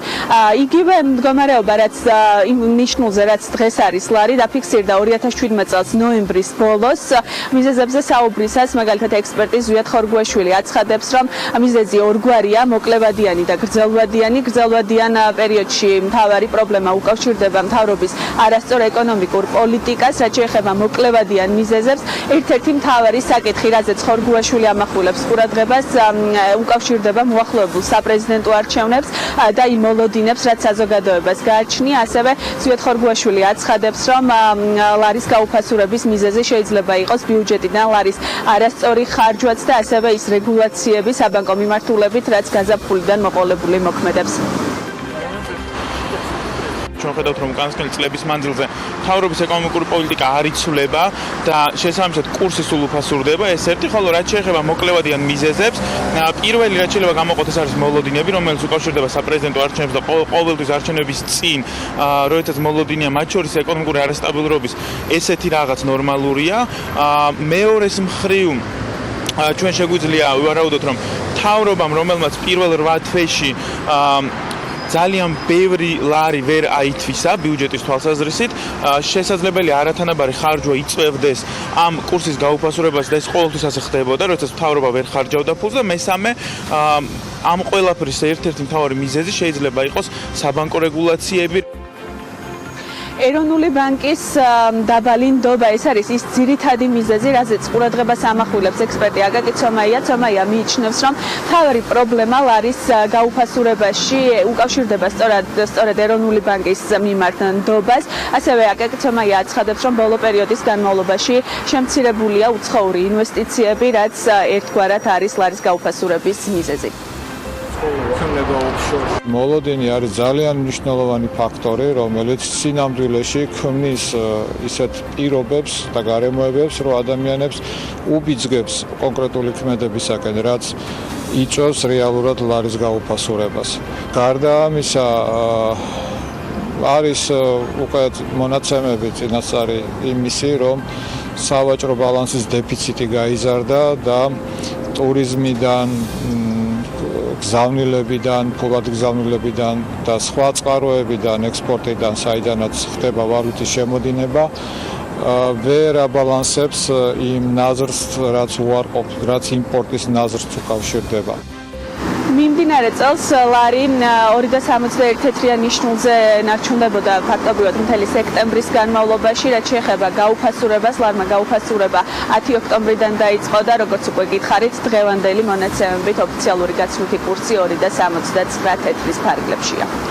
მადლობა თათიას. ლარის კურსის გავლენებით დავიწყებ საუბარს ახლა სტუმართან ერთად და შესაბამის სექტორზე ვისაუბრებთ. ილვა ჭყონია, საქართველოს დისტრიბუტორთა ბიზნეს ასოციაციის თავმჯდომარის შემოგვიერთდა საქმიანი დილის სტუდიაში.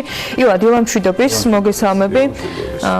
დისტრიბუტორების ქცევა როგორი არის და რა გავლენა მოახდინა ლარის კურსმა თქვენზე? საკმაოდ საინტერესო ისაუბრა ბატონმა გვენეტაძემ. ესე იგი ყველანაირი ბერკეტი აქვთ იმის რომ ინფლაცია შეაჩერა. როგორც საინტერესო რა ბერკეტები აქვს და ერთ-ერთი ყველა საინტერესო ფაქტორი ის არის ბოლო 4 წლის განმავლობაში, ჩვეულებრივად როგორც ესეთ საინტერესო ფილმი არის ზაზუნის დღე.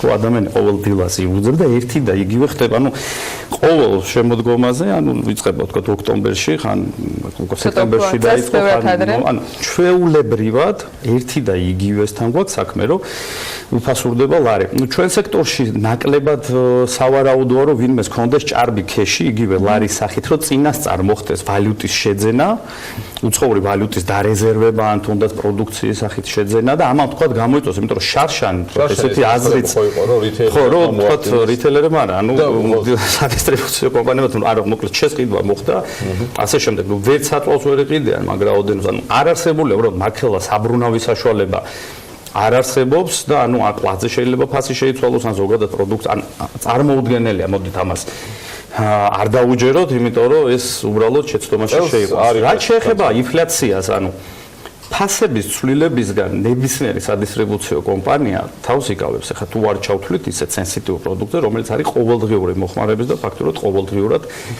შემოდის. პირველად მოხმარებაზე მაქვს საუბარი, იმიტომ რომ მყიდველობით უნარიანობა არის დაცემული. ახლა ქვეყანაში რომ კარგად არ არის საქმე, ახლა მე რომ ამაზე არ ვისაუბრო, არის ექსპერტები და ჟურნალისტები აქაც გადით და ნახავთ. ყველაზე კარგად ფასებთან დაკავშირებით მე რო არ გესაუბროთ ინდივიდუალურად ვინ როგორ გააძვირა მაღაზიაში შევძანდით და ნებისმიერი მაღაზია გეტყვით რომ პროდუქციის ქონდა იმა პასუხი რომ ზოგიერთი პროდუქტი გაძვირდა ზოგიერთი გაიაფთა ძალიან ბოდიში მომითხოვია ეხლა დიდი პატივისცემის მიუხედავად უგუნური განცხადება არის ანუ მოდი ხო არ ვიხარ პროდუქტი გაიაფთა რას ქვია კიდევ ერთხელ არაერთხელ მისაუბრე მეოთხე წელია უკვე ამ თემაზე ვლაპარაკობ ხა მართლა სასაცილოა რომ ძირითადად ადგილობრივი წარმოებული პროდუქციაც ნაწილობრივ არის დამოკიდებული იმპორტირებულ ნედლებზე. მოდი ყველაფერს თავი დავანებოთ, რომ საწვავის ფას არ უყურებთ რამდენია. ბოლო პერიოდი უბრალოდ ამ პოლიტიკურმა ციებ-ცხელებამ გადაფარა ყველაფერი და აღარ საუბრობთ, თორე ხა, როდესაც ესეთი პერიოდი იყო და ვთქვათ, ვალუტა ადიოდა ამ ნიშნულს აღწევდა ვთქვათ 2 და 70 და 70 იყო ვთქვათ ლარი და 80 სადღაც 2 ლარიდან რაღაცას აბალანსებდა დღეს 2 და 52 და 80 დოლარს გადააჭერბა ბარელის ანუ ისევ ჩვენ სადისტრიბუციო კომპანიებს ვინც პროდუქცია უნდა მივაწოდოთ და ლოჯისტიკა ჩვენთვის არის ჩვეულებრივად ანუ ერთ-ერთი მთავარი შემადგენელი კომპონენტი გვაგდებს კაბალურ სიტუაციაში ხო მაგრამ კიდე მინდა ხაზი გაუსვა ნებისმიერი ფასების ცვლილება ნეგატიურად აისახება გაყიდვებზე გაყიდვები ჩვენთვის იმდენად სასიცოცხლოდ მნიშვნელოვანია დღეს რომ კომპანიები შეინარჩუნონ სადისტრიბუციო კომპანიებმა მომავლის იმედით რომ რაღაც ეგებ დასტაბილურდეს და კარგად იყოს რომ მიდიან იმაზეც რომ გარკვეული პერიოდის განმავლობაში შეიძლება რიგ კომპანიებს უბრალოდ ზარალზე მოუწიოთ მუშაობა დღევანდელი კურსიდან გამომდინარე და მინდა აუხსნა რომ ძალიან მძიმედ აისახება ეს სათითაოდ ყველა სადისტრიბუციო კომპანიაზე. მინდა აუხსნეს, ვისაც არ ესმის ეს ახლა ეროვნული ბანკი იქნება თუ სახელმწიფო სტრუქტურის წარმომადგენლები, ვისაც ნაკლებად ანაღლებს ეს და თბილად არიან ესეა და ბოლო წლების განმავლობაში გადავხედოთ, აბა თუ ხელფასები სადმე მოიმატა რომელიმე სტრუქტურაში თუ როგორ არის საქმე. პირიქით, ანუ პრემია დანამატები რაც იყო ადრე, საერთოდ ისიც მოიხსნა. ანუ რაზე მეტყველებს ეს რომ ყიდველობით უნარიანობა ვარდება, ხო? მარტი ლოგიკას რო გავყვეთ ეს ხო არ არის. მომჭირნე პოლიტიკა ალბათ რაღაცა ლიმიტირებულ ზღვრამდე შეიძლება მივიდეს და იმის იქით უბრალოდ ვერ გაგრძელდება. აი სადამდე შეიძლება რა პროგნოზი შეიძლება რომ შენგან მოვისმინოთ, სადამდე შეიძლება რომ თუნდაც იგივე ფასების დაჭერა ხდებოდეს. და კიდევ ერთი სხვათა შორის ეროვნული ბანკი ასევე აღნიშნავს, რომ ინფლაცია არ არის სამიზნე მაჩვენებლამდეც კი არათუ გადაცილებული და ანუ პრობლემას შესაძლოა გაძვირებაში საერთოდ ვერც ხედავდნენ. ხო, ნუ ისევ იქ მივდივართ, რომ პირველი ტალღა, როდესაც ანუ სწრაფად მოხდა დევალვაცია, ანუ მაშინ იყო პირველი ტალღა, როდესაც ფასებმა მოიმატა. იმის შემდეგ თქვა არაერთხელ ბოლო 2 წლის განმავლობაში განსაკუთრებით ზაფხულის პერიოდში მოუმართავთ ჩემთვის ჟურნალისტებს უთქვით, რომ აი კურსმა დაიწია, გახდა 2 და 40, გახდა 2 და 35, თქვა რაღაც მახსოვს 2 წლის წინ იყო 2 და 20, იმიტომ რომ მათ პერიოდში რომ ფასები დავაკლოთ, ანუ რაღაცა პერიოდი ჭირდება დაახლოებით, იმიტომ რომ რიტეილ სექტორი იმდენად გაზრდილია, სადაც ჩვენი პროდუქცია არის განთავსებული, რომ რაღაც პერიოდი ჭირდება ფასების დაკლება, სადღაც თვე. ამ ერთი თვის განმავლობაში იმდენად უფასურდება, რომ გაზრდასაც ვერ ვასწრებთ. და ყველაზე სავალალო რაც არის და კაბალურ სიტუაციაში რაც გვაგდებს, ის გაფორმებული სამწუხარო ხელშეკრულებები, რომლებიც იძულებულები ვართ რიტეილ სექტორთან გავაფორმოთ, სხვადასხვა ეს იქნება ჰიპერმარკეტი თუ ქსელური სუპერმარკეტები, რომ არ გვაძლევენ იმის საშუალებას 2 კვირიდან 1 თვემდე ფასები გავაძვიროთ. უბრალოდ უნდა მიმართო მინიმუმ 2 კვირით ადრე, ან 1 თვით ადრე და მოხდეს შეთანხმება და ისიც თუ მოგცეს იმის ნება გაზდი ფასებს თუ არა უბრალოდ მოგიწევს ქსელიდან გამოსვლა. ეს ცალკე კიდე პრობლემა, რომელიც ჩვენ სექტორს ექმნება და ალბათ ყველაზე უფრო მეტად ვალუტის დევალვაციის გამო, ანუ ლარის ამ მერყევი თუ ცურავი კურსის გამო ზიანდება ჩვენი სექტორი. ივა, შენ ახსენეთ წეგან რომ მიმართი ასე თქვა მთავრობას ეროვნულ ბანკს, მაგრამ ამაზე პასუხი როგორც წესი არის ხოლმე, რომ ლარი არის ცურავი კურსი, შესაბამისად ახასიათებს მერყეობა, მაგრამ ზოგიერთი ექსპერტი, არა მარტო ექსპერტი, ბიზნესმენი ფიქრობს, რომ კი არის მცურავი კურსი, მაგრამ ეროვნულ ბანკს მაინც შეუძლია ამის კონტროლი და არა ინტერვენციებით, არამედ მოლოდინების ფორმირებით შეუძლია რომ ლარის კურსი ასე ვთქვათ. რა მოლოდინების დისტრიბუციის? ნუ ახლა შეუძლია მოლოდინების კონტროლი განახორციელოს. მეც ვფიქრობ, რომ შესაძლებელია უბრალოდ ბოლო 4 წლის განმავლობაში, რადგანაც ჩვეულებრივად ეს შემოდგომა ეგრეა ანუ რაღაც არის ხო ანუ დასაბალანსებელი ხო ანუ ბატონმა ზუადმა სწორად აღნიშნა რომ ძირითადად ფულის ხარჯვა ანუ ათვისება ფულადი მასის შესრულებული სამუშაოებიდან გამომდინარე ხდება უკვე მეოთხე კვარტალში ხო მესამე მეოთხე კვარტალში ანუ რა ხდება ფულადი მასა იზრდება ნუ რა მიმართულებას აძლევს შემდეგ ამას კიდე ესეც საკითხავია ზოგი ობიექტური მიზეზი და ზოგი ანუ გამომდინარე თქვა იგივე ამ ცურავი კურსიდან და ლარის მერყევი კურსიდან ყველას რა თქმა უნდა ურჩევნია რომ უცხოური ვალუტა ში დააბანდოს თავის ფული და ნუ აი ბევრი ფაქტორია იცი და ეს სახელმწიფომ უნდა დააბალანსოს ამას ვერც ექსპერტები ვერ გააკეთებენ ვერც ჩვენ ვერ გავაკეთებთ იქ სხვადასხვა ასოციაციები ჩვენ უბრალოდ შეგვიძლია მე შემიძლია მხოლოდ იმაზე ვისაუბრო რა პრობლემის წინაშე ვდგებით და კიდევ ერთხელ ავხსნი რომ ყველაზე მეტად ანუ მაქსიმალურად ვისაც შეიძლება ეს ცურავი კურსი შეეხოს ეს არის სადისტრიბუციო კომპანიები და თავს ვიკავებთ კიდევ ერთხელ ვიძახი და ეს მინდა აუხსნა ბატონ გვენეტაძეს იმას კი არ ნიშნავს რომ ინფლაცია არ არის და მაჩვენებელს არ ცდება იმიტომ რომ აზრი არ აქვს ჩვენ რომ ფასები გავზარდოთ რეალიზაცია დაეცემა და კიდევ უფრო სავალალო მდგომარეობაში ჩავარდებით იმიტომ რომ უბრალოდ ვერ შევძლებთ პროდუქციის გაყიდვას. ან არ ვიცი ხა თუ აქვთ რაღაც ინფორმაცია შეიძლება არის ვინმე მსხვილი მოთამაშე შემოსული რომელსაც შეუძლია დემპინგური ფასებით პროდუქცია გაყიდოს და სხვა მოთამაშეები ჩაძეროს. მაშინ ეს კიდე სხვა მომენტია ანუ ვერ გეტყვით შეიძლება იყოს მაგრამ მე ნამდვილად არ მეგულება ესეთი მსხვილი მოთამაშე და ესე არასწორად მოთამაშე და კიდე უარესი იქნება ჩვენი ქვეყნისთვის იმიტომ რომ ერთი მოთამაშე რო დარჩეს საქართველოს ბაზარზე თქო ან 2-3 სადისტრიბუციო მსხვილი კომპანია უბრალოდ მათ ხელში იქნება ფასები და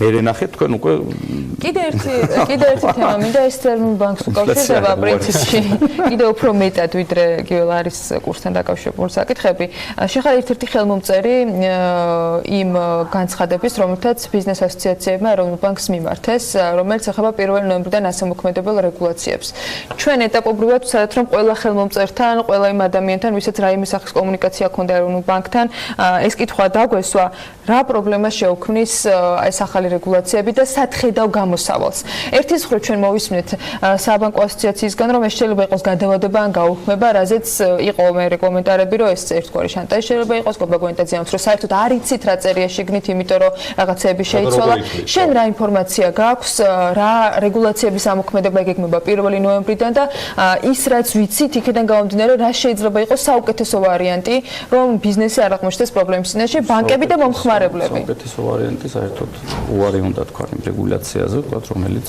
თუმცა აქაც არის არგუმენტი და მოდი ამასაც დავასრულებ ჭარბვალიანობასთან ბრძოლის სახელით არის მათ შორის ეს რეგულაციები შემოთავაზებული წინა იმ რამდენიმე ეტაპთან ერთად ანუ მაშინ ეს ამასაც ჭარბვალიანობა მესმის ანუ მოსახლეობასთან მიმართებაში რომ ანუ უფრო და უფრო არ გაღარიბდნენ მაგრამ ანუ აქ არის რომ დეკლარირებული შემოსავალი ანუ რომ უფრო მეტი იყოს დეკლარირებული შემოსავალი თავისთავად ანუ იგივე არ ვიცი აქ საუბარი ალბათ მასწავლებლებზე რომელიც თქვა რაღაც კერძო დადიან არის თქვა იგივე შეიძლება ბინის ქირით შემოსულ ტაქსის ასე შემდეგ ანუ მე რა თქმა უნდა არ ვარ იმის მომხრე რომ ვინმე გადასახადები დამალოს და ეს ნამდვილად არ არის სწორი მაგრამ იმ სიტუაციაში დღეს რა სიტუაციაშიც ჩვენი ქვეყანა ძალიან რთული იქნება იგივე ტაქსის ზღოლებისთვისაც მასწავლებლებისთვისაც რომ ეს შემოსავალი აჩვენონ და შემდეგ უკვე 20% გადაიხადონ ბიუჯეტში და მესმის ძალიან გაუჭირდებათ ამავდროულად ნუ არის გარკვეულ ფულად გზავნილებზეც ხო საუბარი რომელიც ნუ არანაირად არ არის დეკლარირებული თუმცა აქ ადამიანს შემოსავალი და ნუ ბანკები ნამდვილად არ არიან ისეთი უგუნურები რომ ვიღაცას მიცენ სესხი ისე რომ არ იცოდნენ რომ ამას დაფარვის საშუალება აქვს თუ არა აქვს უბრალოდ არიან იქ შემთხვევაში არაკეთილ სინდისიერი ადამიანების სესხებლები ვიზად თავის მარტივად გამოძვრენა უნდათ და ამას მეორე ნაწილზეც მინდა ვეკითხო როდესაც ეროვნული ბანკი 1 ნოემბრიდან იმ რეგულაციების ამოქმედებას გეგმავს როცა იქნება განსაზღვრული სესხზე მისამართი თანხის ოდენობა როცა სესხის გაცემის სტრუქტურის შეცვლა მოუწევთ როცა მოუწევს ანუ რა მოხდება იცით რომ გადასახდელი თანხა როდესაც თქვა ჩამოიწევს და იქნება ყოველთვიური 20% მეტი შეიძლება არ კონდეს უბრალოდ სესხი გაუძვირდება ანუ 2 წლის მაგივრად მოუწევს 3 წლიანის 4 წლიანის ან 5 წლიანის აღება ხო ლოგიკურად რომ მივიდეთ ანუ რა ხდება მანდაც პროცენტულად გადასახდელი თანხა ემატება რა თქმა უნდა ნუ აგრეთვე ეს იქნება საკმაოდ მტკივნეული რიტეილ სექტორისთვის რომელიც არის იგივე ტექნიკის ისეთი როგორც არის ტექნიკის მაღაზიები სადაც თქვა ხდებოდა პროდუქციის განვადებით გამოტანა და ასე შემდეგ ანუ გარკვეულ წილად ანუ ისევ საბოლოო ჯამში ჩემი აზრით მომხმარებელს გაუძვირდება პროდუქტი იმიტომ რომ გაიზრდება ვადა და ვადასთან ერთად რა თქმა უნდა ყოველწლიური პროცენტი ავტომატურად ემატება და ესეც ხო მაგრამ ვადებზეც არის შეზღუდები რამდენ წლიანი უნდა იყოს იპოთეკური შესხი რამდენ წლიანი სამხარეო შესხი და საბოლოო ჯამში ადამიანს ეზღუდება ის რისი საშუალებაც ჰქონდა 1 ნოემბრამდე. ამიტომ ამ ვითარებაში, რა ვითარებაში ჩვენ ვართ ცოტა სენსიტიურად უნდა მიუდგენ ესეთ საკითხებს, იმიტომ რომ ნამდვილად საკმაოდ სერიოზული პრობლემების წინაშე და გამოწვევების წინაშე დგას ჩვენი ქვეყანა. გაცილებით უფრო მეტი არის სამუშაო უცხოური ინვესტიციების მოზიდვაზე, გაცილებით უფრო მეტი არის სამუშაო ის ტურიზმის ნაკადი, რომელიც საქართველოში არის დღესდღეობით, რომ არ შეჩერდეს და პირიქით უფრო და უფრო მეტად მოიმატოს და ამაღლდეს უბრალოდ ამ ტურისტების მიღების ხარისხი და თუნდაც მომსახურების კუთხით უფრო მეტი ყურადღება მიაქციონ საქართველოში არსებულ ბიზნეს ოპერატორებს და რა თქმა უნდა, რომ უფრო მეტი გააკეთონ, მეტი ტურისტი შემოვიდეს, იგივე ინფრასტრუქტურის კუთხით უფრო მეტად მოვემზადოთ ამისთვის, რომ მეტი კომფორტი შეექმნათ და აქედან წასულები მხოლოდ და მხოლოდ საკვებით არ იყვნენ გაოცებული. თუმცა ამ რეგულაციებზე ერთი წერს, რომ ადამიანებისაც რაღაც კალკულის შემოსავალი ვთქვა 2000-დან 3000 ლარამდე და იქ პროცენტები 20%-ია 25, ხო? ჯერ პროცენტზე არის საუბარი. ხო, ჯერ არ ვიცით, ვინც ემსახურება თქო ქირას, მაგათაც 500-თან 600 ლარით, ხო? მას რეალურად დღეს ემსახურება ქირას, მაგრამ ბანკიდან ეს ვეღარ აიღებს, რომ ის მოემსახუროს იპოთეკას ამ ფულით. ანუ ესეც ცოტა თულს გამარ, მე მინდა კიდევ ერთ რეგულაციაზე ვიკითხო, ეს შეეხება უკვე პარკების აკრძალვას. ამაზე ვიცი, რომ შეხვედრაში შედგა გარკვეული გადაწყვეტილება მიღებულია სადისტრიბუციო ქსელი დღეს და რითეილი რა რეალობის წინაშე დგას.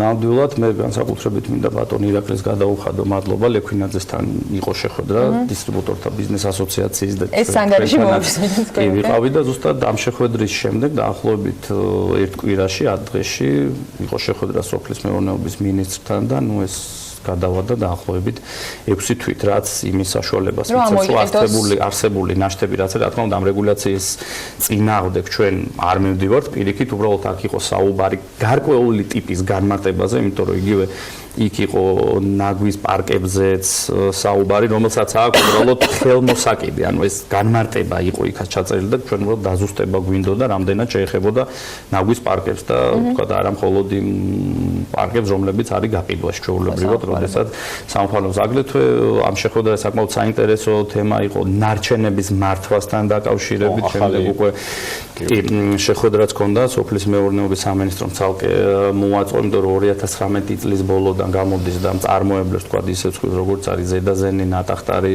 კოკა-კოლა უკვე გარკვეული წილი თანხის გამოყოფა მოუწევთ გარჩენების მართვას და რა თქმა უნდა ესეც სწორი არის და დაახლოებით როგორც ვიცი იწყება 10%-დან და სადაც 2030-ისთვის ადის დაახლოებით 70%-ზე რაც ცოტა ასტრონომიული ციფრია, მაგრამ იქამდე იმედი რაღაც ჩამოყალიბდება, თუმცა მანდ ერთი ნო რაც არის სახელმწიფოს უნდა რომ თავის ხელში იყოს და თვითონ აკონტროლოს ეს ბიუჯეტი, მაგრამ ეს არასწორი არის, ჯობია როდესაც ბიზნეს ახდევინებ ამაში ფულს და თვითონვე უზრუნველყოს, თვითონვე დანიშნოს ხელმძღვანელი და თვითონვე მოვახდინოს ამ თანხების სწორი მიმართულებით განკარგვა და იმ ნარჩენების ამოღება, რომელიც რა თქმა უნდა, რა ბიზნესს უნდა კონდეთ, ჯობია ეს შემდეგ როგორც სხვა ბიზნესებს აკონტროლებს შემოსავლების სამსახური, მათ აკონტროლებს, ეს უფრო ლოგიკური იქნება და ამიტომ ალბათ ამ რეგულაციაზეც მომავალში მოგვიწევს საუბარი. ნუ ერთი მტკივნეული თემა კიდე არის მარკირების თემაც, ანუ აქამდე სამწუხაროდ ხო ესეც წაგებულია და აქამდე დონორი იყო სახელმწიფოდან, როგორც იძახის 19 წელშიც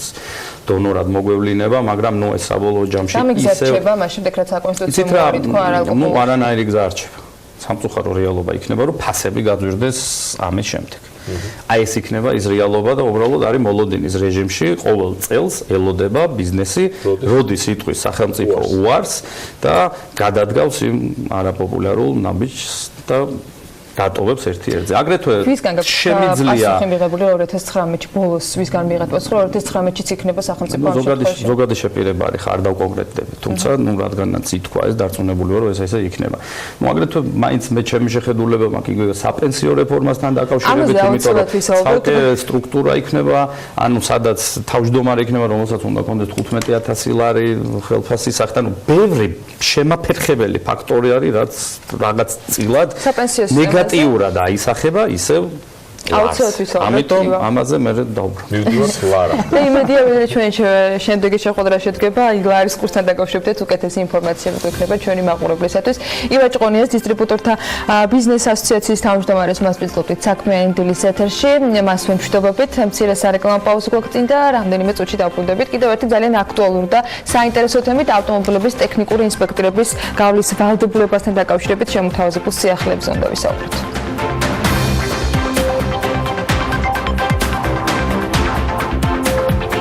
ავტომობილის ტექნიკური ინსპექტორების გავლის ვალდებულება სულ მალე ყველა ტიპის ავტომობილისათვის ძალაში შევა. იანვრიდან კარგი პატიოსანთან საერთაშორისო გამოცდილების მქონე ცენტრი ავტომობილის ბრძოლებისათვის კი განსაკუთრებულად საჭირო იქნება.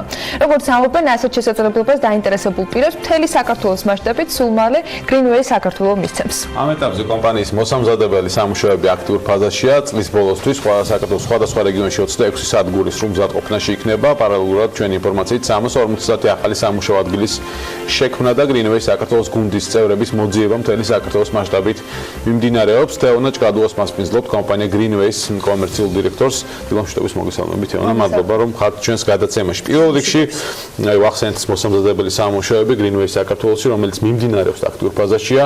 დღეს 22 ოქტომბერს რა ეტაპზე ხართ? თუნდაც სამუშაო ძალის მოძიების კუთხით და ტექნიკური ინსპექტორების ცენტრების აღჭურვის მიმართულებით, რომელიც საკმაოდ რთული პროცესია. მოგახსენებთ, პირველში დიდი მადლობა მოწვევისთვის, ნამდვილად აქტუალური თემა არის და სჭირდება მედიისგან სწორი გაშუქება ამ პროცესს და ამ რეფორმას. ჩვენი ცენტრები ამ წუთას აქტიურ ფაზაში არის მომზადების. მოგახსენებათ, რომ 2019 წლის იანვრიდან უკვე სავალდებულო ხდება ყველა ტიპის ავტომობილისთვის ავტოტეკ დათვალიერება. ჩვენ მთელი საქართველოს მასშტაბით გვექნება 26 ცენტრი. ამ ეტაპზე მიმდინარეობს ცენტრების მშენებლობა, აღჭურვა, ჩვენს პარტნიორებთან ერთად, ესპანელი პარტნიორები A+-თან ერთად მიმდინარეობს გადამზადება ჩვენ მიერ მოძიებული დასაქმებული ადამიანების. მოგახსენებთ, რომ მთელი ზაფხულის განმავლობაში ჩვენი თანამშრომლები იმყოფებოდნენ ესპანეთში. იქ ადგილზე მიდიოდა როგორც პრაქტიკული, ასევე თეორიული გადამზადება და უკვე ისინი ჩვენს ესპანელ პარტნიორებთან ერთად ეხლა ეტაპობრივად ამზადებენ ჩვენს მიერ მოძიებულ კადრებს.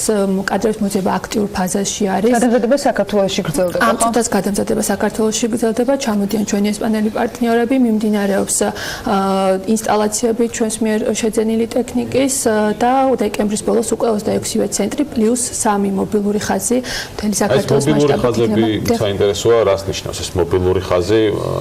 ვიცით რომ ერთ ადგილზე არ იქნება კონცენტრირებული, ან რაღაც რომელ რაიონებში საერთოდ თუ ყველა მაღალმთიან რეგიონებზე არის გათვლილი მობილური ხაზები. მობილური ხაზები სწორედ იმ მოსახლეობისთვის, რომ არ გაურთულდეთ პროცესი.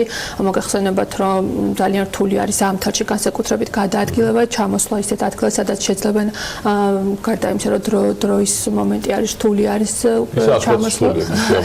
და ჩვენი მობილური ხაზები კონკრეტულად იქნებიან გაშლილი მაღალმთიან რეგიონებში. 3 მობილური ხაზია იმის მიხედვით, სად იქნება ამის საჭიროება. ზედათ არის მესტია, ცაგერი, ლანჩხუთი და თქვენ 26 ცენტრი ახსენეთ. პირველი როდის უნდა გაიხსნა და ჯამში დაახლოებით რამდენი ადამიანის დასაქმება არის გათვალისწინებული ამ 26-ვე ცენტრში და 26-ვეს გახსნა როდისთვის დასრულდება? მოგახსენებთ, ეტაპობრივად უკვე დაიწყება ცენტრების გახსნა, თუმცა დეკემბრის ბოლოს, ამ წლის ბოლოს უნდა იყოს 26-ვე ცენტრი უნდა იყოს გახსნილი. დეკემბრის ბოლოს აქტიურად რთული პროცესი არის, საკმაოდ ჭირდება ჩვენ ევროპული სტანდარტების გათვალისწინება ამ პროცესში. ჩვენი პარტნიორები აქტიურად არიან ჩართულები, გვეხმარებიან ყველა ეტაპზე, ყველა საფეხურზე იქნება დაგეგმა, შემდეგ ამის იმპლემენტაცია და ასე შემდეგ. და კონტროლიც უნდა გაგრძელდეს მათი მხრიდან ამ ფორმის შეთანხმება არსებობს. ჩვენი პარტნიორები ჩართულები იქნებიან თლიან პროცესში, როგორც უშუალოდ პირველ ეტაპზე, საწყის ეტაპზე, როცა უნდა დაინერგოს ეს და გაეშვას ეს პროცესი, შემდეგ უკვე ეტაპობრივად მოხდება მათი მხრიდან როგორც მონიტორინგი, ასევე განვითარება, სწავლება და ასე შემდეგ. რატომ შეირჩა A+-ი კომპანია იმისთვის, რომ იყოს თქვენი პარტნიორი, ამაზეც რო გითხრათ რამდენიმე. ანას კითხვას დაუბრუნდებით და თელი საქართველოს მასშტაბით ჩვენ ვასაქმებთ 350-მდე ადამიანს. ახლა უკვე პრინციპში ბოლო ეტაპზე ვართ, ბოლო ფაზაზე ვართ, უკვე რეგიონებში მიმდინარეობს. ყველა გაივლის გადამზადებას, ხო? დიახ, ყველა გაივლის გადამზადებას. რაც შეეხება A+-ი არის ერთ-ერთი ლიდერი კომპანია ტექ-ინსპექტორების მიმართულებით მსოფლიოში. ის ოპერირებს 70 ქვეყანაში. ნამდვილად რთული იყო და ძალიან ისეთი მოლაპარაკებები მიმდინარეობდა ამ კომპანიასთან. ისინი თხილდებიან, რა თქმა უნდა, თავიანთ სახელს, პრესტიჟს და მათი მხრიდანაც ძალიან მნიშვნელოვანი ნაბიჯები გადაიდგა, დაინტერესება გამოითქვა და მოხდა ესეთი შეთანხმება და ნამდვილად ძალიან მნიშვნელოვანია, რომ ეს პროცესი იყოს გამჭვირვალე, ხალხს კონდეს სანდოობა და ეს სტანდარტები, რაზეც ვსაუბრობთ, იყოს უკვე იმ სტანდარტების, რაც შეეფერება ჩვენს ქვეყანას. სანდოობის ნაწილი და კომფორტი, რომელიც მე თავში ვახსენებ, როდესაც ამ კომპანიასთან დაკავშირებით ინფორმაცია მოვიძე, ეს ერთ-ერთი ასე ვთქვათ, სერვისის შეთავაზების ნაწილში თავად კომპანიის მხრიდან იყო განსაკუთრებით ხაზგასმული. მე როგორც დაინტერესებულმა ადამიანმა და სრულიად ღია დომამ, იმიტომ რომ მომიწევს ავტომობილის ტექდათვალიერების პროცესის გავლა, რა უპირატესობით შეიძლება იყოს კომპანია წარმოდგენილი. ბევრი კომპანია დღეს უკვე არის ბაზარზე, ახლა გასაგებია რომ ვიღაცებს სერიოზული პრობლემები აქვთ, მაგრამ ოფიციალური კომპანიები არსებობენ. რა რითი შეიძლება იყოს ეს უპირატესობა თქვენი მხრიდან დღეს უკვე წარმოჩენილი? დიახ. ჩვენ როცა ვსაუბრობთ ევროპულ სტანდარტებზე, ეს არ არის მხოლოდ თქვათ ტექნოლოგიური კუთხით თუ რაღაცა პროცედურების. ხო და ჯამში მოთხოვნები თქვენთან ციგნო დააკმაყოფილოთ მანქანა, რაც სხვაგან, რასაც საქართველოს კანონმდებლობა არის. კანონმდებლობა ყოველთვის ერთი და იგივე არის და მოთხოვნები შესაბამისად ყოველთვის ერთნაირად იქნება. სწორედ ამაზე ვსაუბრობთ, როცა ვლაპარაკობ ევროპულ სტანდარტზე, ეს არის ზუსტად ის სერვისი და კომფორტი და მომსახურება და ის პასუხისმგებლობა, რასაც ჩვენ ვიღებთ ჩვენი მომხმარების მიმართ. ანუ როცა ვამბობთ სერვისსა და კომფორტზე, პირველ რიგში თქვენ აქ აჩვენეთ ჩვენი შენობები, ყველა შენობა იქნება ერთიანი სახის, ერთნაირი მოწყობის. ყველგან ადამიანები როცა მოვნენ, მათ ექნებათ კომფორტული გარემო და მინიმალურ დროში 15 წუთში შეძლებენ გაატარონ თავიანთი ავტომობილი ტექდათვალიერებაზე. ასევე ჩვენ გვექნება, რა თქმა უნდა, ონლაინ დაჯავშნა. 15 წუთი ლოდინის რეჟიმია, როცა თქვა ჩემი რიგი მომიწევს თუ 15 წუთი პროცედურის დასრულება თვითონ ამ პროცედურას რომ დაიწყოს, შემოვიდეს ავტომობილი და გაიაროს და ლოდინის თუ დავჯავშნით წინასწარ. თუ დაჯავშნით წინასწარ, ჩვენ აბსოლუტურად მომხმარებელზე ორიენტირებულები ვიქნებით და შეგიძლიათ მაგალითად ჩაეწეროთ სამუშაო საათების შემდეგ, მოგეხსენებათ ჩვენი საცივების გათვალისწინებით ცოტა რთული იქნება, რომ ესეთი რეჟიმი მქონდეს. გვექნება საღამოს საათებში მუშაობა, შაბათ-კვირას და ასევე სხვა ძალიან ისეთი საინტერესო კარგი პროდუქტი, რომელიც პირდაპირ იქნება მომხმარებელზე ორიენტირებული. აპლიკაციას აკეთებთ რომ ონლაინ დაჯავშნოს თუ საიტიდან? რა თქმა უნდა, იქნება საიტიც, აპლიკაციაც, რომელიც მიხედვით თქვენ თვითონ ჩაეწერებით, შეამოწმოთ თქვენ მანქანას, როდის უწევს გავლა და შემდეგ მოხდება დაჯავშნა. და ღირებულება ამ მომსახურების იქნება სტანდარტული, რომელიც პრინციპში უკვე წინასწარ არის ცნობილი, თუ რამე სხვაობა შეიძლება იყოს. თვითონ ამ მომსახურების ღირებულებას არეგულირებს კანონი და ეს იქნება ყოველთვის სავალდებულო ერთიანი ტარიფი 60 ლარი პატარა ესე თქვა ცუბუქი მანქანებისთვის და შედარებით დიდი მანქანებისთვის. არაფრით არ შეიძლება რომ მანდ იყოს სხვაობა. არა და ანუ კარგი, ძალიან კარგი ის არის ამ რეფორმაში ხაზ გაუსვა იმასაც რომ არ ხდება ნაღდი ფულით განგარისწორება, ხდება თქვა თან სწრაფი ჩარცხვის აპარატით ან კარტით ანგარისწორება. თვითონ ამ 26 ცენტრიდან თბილისში ამდენი იქნება კონცენტრირებული და დანარჩენ რეგიონებში როგორ გადააწყვეტა? თბილისში იქნება 10 ცენტრი, მოგხსენებათ რომ ძალიან ბევრი მანქანა ამ წუთას არის თბილისში, დედაქალაქში და ნამდვილად საჭიროებს რომ ეს პროცესი იყოს, წარმადობა იყოს ძალიან სწრაფი, ანუ არ შეიქმნას ანუ არ დადგეს რიგები, არ შეიქმნას ადგილზე საცობები და ჩვენი ცენტრები ყველა არის შერჩეული, ამაზე ძალიან დიდი დრო დავხარჯეთ მართლა რომ შეგვერჩია ისეთი ადგილები მთელი თბილისის მასშტაბით, რომ ნებისმიერ სამსახურიდან მოდის თუ სახლიდან მოდის, ყველგან შეიძლება მას მარტივად მივიდეს პირველ ხაზს არ არის ერთ რაიონზე. იმ ადგილას, სადაც უნდა იქნება გლდანი, აღმაშენებელი, საბურთალო, ვარკეთილი, აეროპორტის გზაზე თუ ასე შემდეგ და ესენი ჩვენი ცენტრები არის პირველ ხაზში, ანუ შეხედავენ, დაინახავენ, ბრენდირება და ფერიც არის ერთნაირი და მისთვის მოსახერხებელ ადგილას შევა ადამიანი. დანარჩენი 16 ცენტრი უკვე არის რეგიონებში პლუს ის 3 მობილური ხაზი, რაზეც ვისაუბრე. აქვე კიდევ დავამატებ ვისარგებლო თქვენი ეთერით, რომ თვითონ ეს ინსპექტირების რეფორმა თავის თავში მოიცავს ორ ასპექტს. ეს არის ეკოლოგიას, ეკოლოგიური მდგომარეობის გაუმჯობესება და უსაფრთხო გზებზე უსაფრთხო გადაადგილება. ჩვენი კომპანია როგორც ერთ-ერთი ინდუსტრიაში ერთ-ერთი დიდი მოთამაშე იღებს ამ პასუხისმგებლობას, ითავისებს და ჩვენი პრიორიტეტი, პოზიციონირება, ბრენდინგი აბსოლუტურად არის ორიენტირებული ეკოლოგიაზე და ეს არ იქნება ზედაპირული და თქვათ რაღაცა პიარისთვის განკუთვნილი აქციები, არამედ ჩვენ ვიქნებით თანმიმდევრულები, სიღრმისეულად გრძელვადიან პროცესზე გათვლილი გვექნება, იმიტომ რომ მნიშვნელოვანია რომ თითოეულ მოქალაქემ გაითავისოს, რომ ჩვენ შესავალში ვისაუბრეთ, თუ იქ მიდის ნათხოვრობა ამ რაღაცა ნაწილების, მნიშვნელოვანია რომ გავითავისოთ რომ ჩვენს მიერ გამართული მანქანა ეს პირდაპირ აისახება უკვე ჩვენს ცხოვრებაზე, ჩვენს ჯანმრთელობაზე და ჩვენი კომპანია ამაზე იქნება ორიენტირებული და აქვე A+-ის ერთ-ერთი რეკომენდაცია ისიც იყო საქართველოში, როცა შემოვიდა თვითონ გვირჩიეს რომ აი სწორედ ეს განმანათლებლის და ინფორმირების უნდა ავიღოთ ჩვენ თავზე რომ კარგად აუხსნათ, სწორად მივაწოდოთ ინფორმაცია, პირველ რიგში სანდოობა იყოს, ინფორმაცია ქონდეთ მაქსიმალურად ბევრი, რომ შემდეგ უკვე თვითონვე გაიაზროს მოსახლეობამ და მიიღოს ეს ამ რეფორმაში აქტიური მონაწილეობა. გაცნობიერებულად ბოლომდე ხო და მართლა ნათხოვარი ნაწილებით არ იყვნენ. შენ ნათხოვარი ჩემ მანქანას არ მოერგე. არა ვაპირებ ჩემ მანქანა დავშალო პატიოსნად ვაპირებ რომ გავიარო ტექ ინსპექტორებმა ძალიან დიდი მადლობა სტუმრობისათვის. მადლობა ინფორმაციისათვის და აუცილებლად ველოდებით სიახლეებს რომელსაც თქვენ დაგვიანოსეთ მათ შორის იმ აქციებით და კამპანიებით რომლითაც გეგმავთ რომ ბაზარზე შემოხვიდეთ. თეონე ჭკადუას კომპანია Greenways კომერციულ დირექტორს მასპინძლობთ საქმიანი დილის ეთერში. მადლობა მას სტუმრობისათვის და რა თქმა უნდა ტექ ინსპექტორებთან დაკავშირებით კიდევ ბევრჯერ განვაახლებთ ინფორმაციას და შევახსენებ ყველას რომ იანვრიდან ყველა ტიპის ავტომობილს მოუწევს რომ გაიაროს ტექ ინსპექტორებმა მათ შორის იმ ავტომობილებსაც რომლებსაც ყველაზე პატარა მოცულობის ძრავები აქვს და ამ დრომდე ეს რეფორმა ჯერ არ შეხებიათ. ახლა მოდით გრძელვადიანი ამინდის პროგნოზს გადავხედოთ და დაგიბრუნდებით სულ მალე. ამინდის პროგნოზის სპონსორია SEU დეველოპმენტი.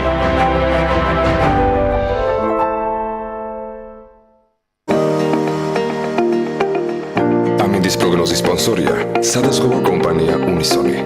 თავისუფალი დაზღვევა თქვენი სიმშვიდისათვის.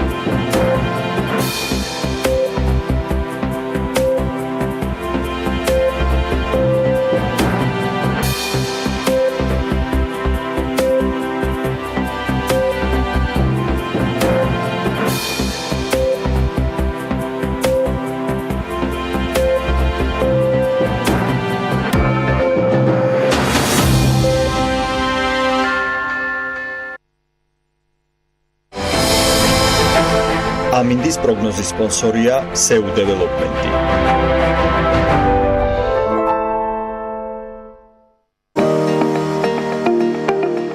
ამინდის პროგნოზის სპონსორია სადაზღვევო კომპანია უნისონი.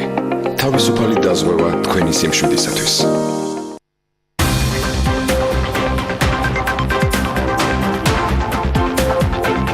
ბოლო რამდენიმე კვირის განმავლობაში ელენე ჩომბახიძემ ჩვენს და საქმის კურსის მაყურებლებს საკმაოდ მსხვილი ბიზნესმენების მხრიდან არაერთ საქმესთან დაკავშირებული ჩივილი და პრეტენზია გააცნო. რამდენად არის ეს ყველაფერი უკვე სასამართლო სისტემასთან დაკავშირებული, ამას დღეს ელენე უკვე მის სტუმართან ერთად განიხილავს. ზვიად კვერძაძე საქართველოს იურიდიული ფირმების ასოციაციის თავმჯდომარის მასპინძლობთ საქმიანი დილის ბოლო ბლოკში. ელენე დილა მშვიდობის, მივესალმებით ჩვენს სტუმარს. დილა მშვიდობის, ანა, მივესალმებით ჩვენს მაყურებლებს. ალბათ კვამლი უცეცხლოდ არ ჩნდება და შეგვიძლია ესე რომ ვთქვათ, ვისაუბროთ იმ ფაქტებზე და იმ მოცემულობაზე, რაც დღეს გვაქვს სასამართლო სისტემაში ჩვენ სტუმართან ერთად. საუბარია კორუფციის ნიშნებზე აღნიშნულ სისტემაში და ზოგადად სასამართლო სისტემაში არსებულ ხარვეზებზე, რომელიც საკმაოდ არის წარმოდგენილი დღესდღეობით საქართველოში ჩვენ და სამწუხაროდ.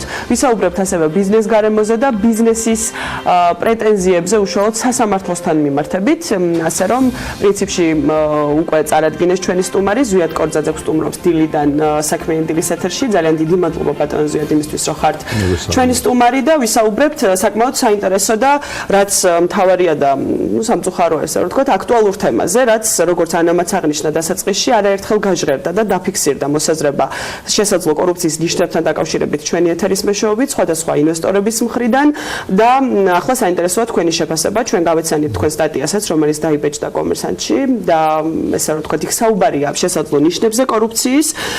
ერთეული შემთხვევა არ არის, თქვენ როგორც აღნიშნავთ, აღნიშნულ სტატიაში აღნიშნული კორუფციის ნიშნები.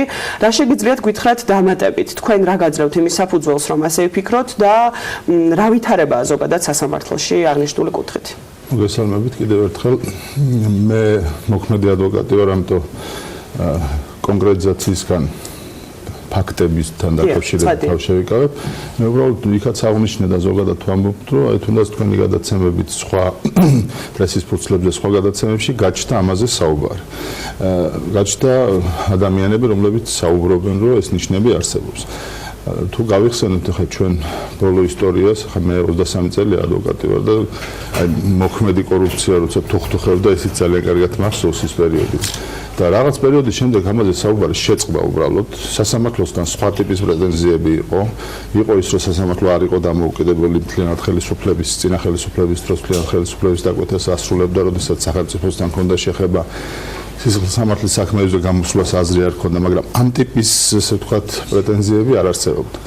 ეხლა რადგან დაიწყო ამაზე საუბარი, ეს არის ძალიან ცუდი ნიშანი და ამას ჭირდება არა ის, რომ მოდით ახლა ფაქტი მითხარით თორე მაშინ სად არის, არამედ ამას ჭირდება პულის დაგდება, რეაგირება და სწრაფი რეაგირება, იმიტომ რომ ამან ხმებისგან თუ ტენდენციად გადაინაცვლა, მაშინ ფაქტობრივად აზრი არ ექნება არა მარტო სასამართლო სისტემას, უბრალოდ ძალიან ცუდია, რომ წინა ხელისუფლება იქნება ეს მოქმედი ხელისუფლება, იმის წინა ხელისუფლება.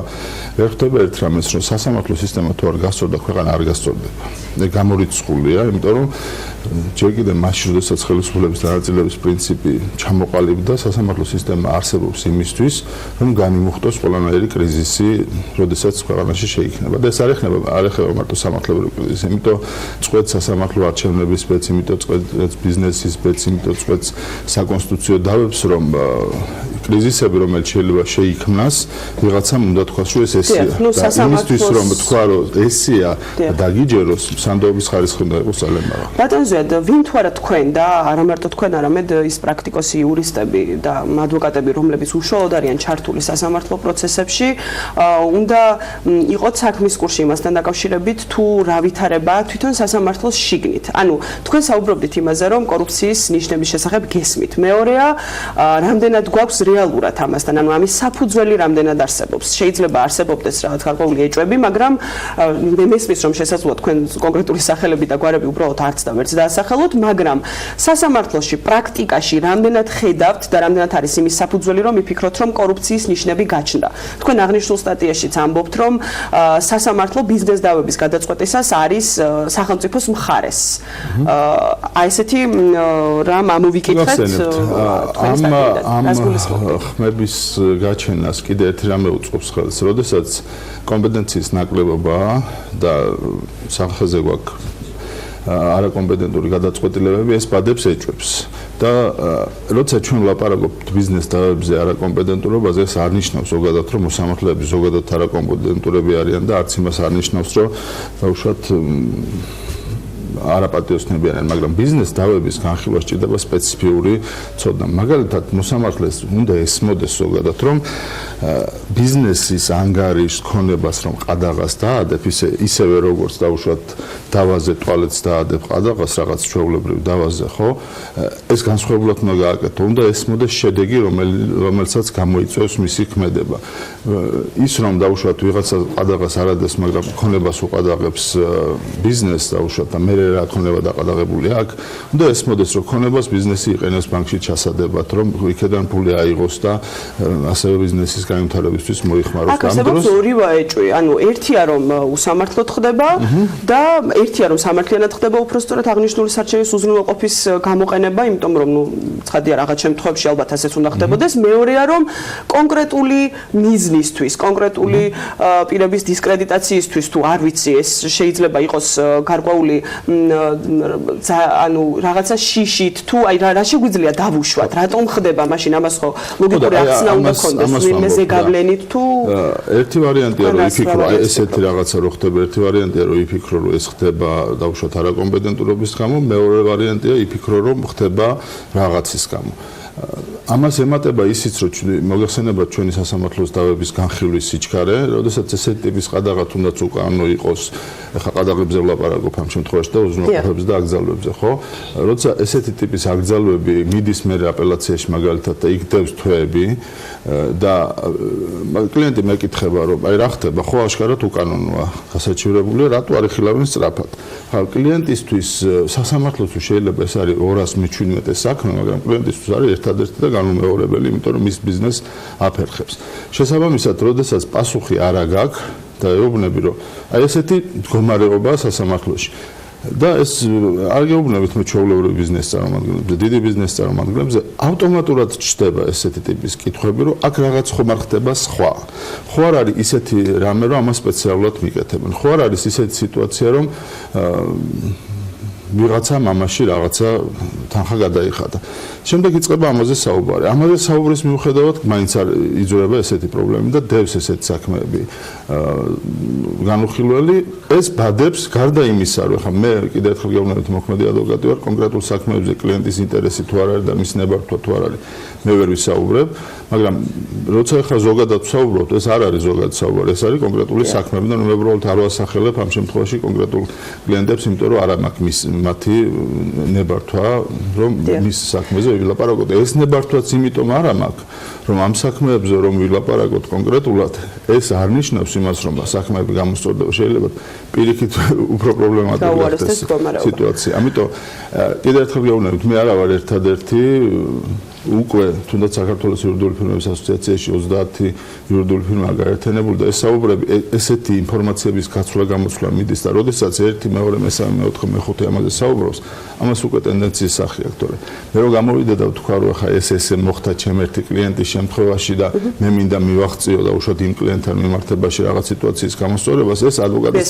ტაქტიკა იქნება. თქვენ საუბრობთ ასოციაციიდან გამომდინარეც და იმ კომპანიების, იმ იურიდიული ფირმების მოსაზრებას აჟღერებთ პრინციპში, რომელი ფირმებიც გაერთიანებული არიან აღნიშნულ ასოციაციაში. ჩვენ მაგალითად ასოციაციაში მარტო პრობლემებს არ ვაყენებთ, ჩვენ შევიმუშავეთ ამასთან დაკავშირებით საპროცესო ცვლილებები კანონმდებლობაში, რომელიც დაძრულია სახელმწიფოს მიერ. საკანონმდებლო ცვლილებებს აუცილებლად მიუბრუნდებით რუბრიკის დასრულებამდე, თუმცა მანამდე ისევ მინდა დაუბრუნდეთ იმ საკითხს, რომ რა გვაძლევს იმის საფუძველს, რომ ვიფიქროთ, რომ სასამართლოში არსებობს კორუფციის ნიშნები.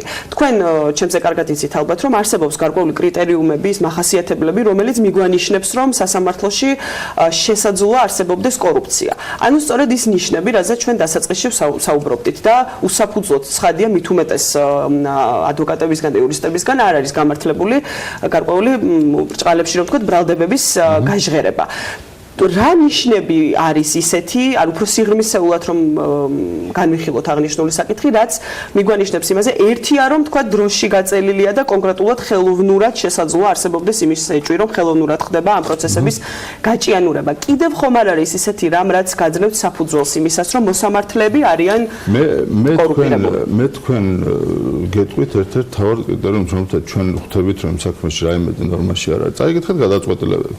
როდესაც გადაწყვეტილებებში ლაღად მოქმედებს მოსამართლე და ასაფუთებს ყველაფერს ისე როგორც კანონმდებლობით უნდა იყოს დასაფუთებული, იქ ესეთი ეჭვები არ ჩნდება.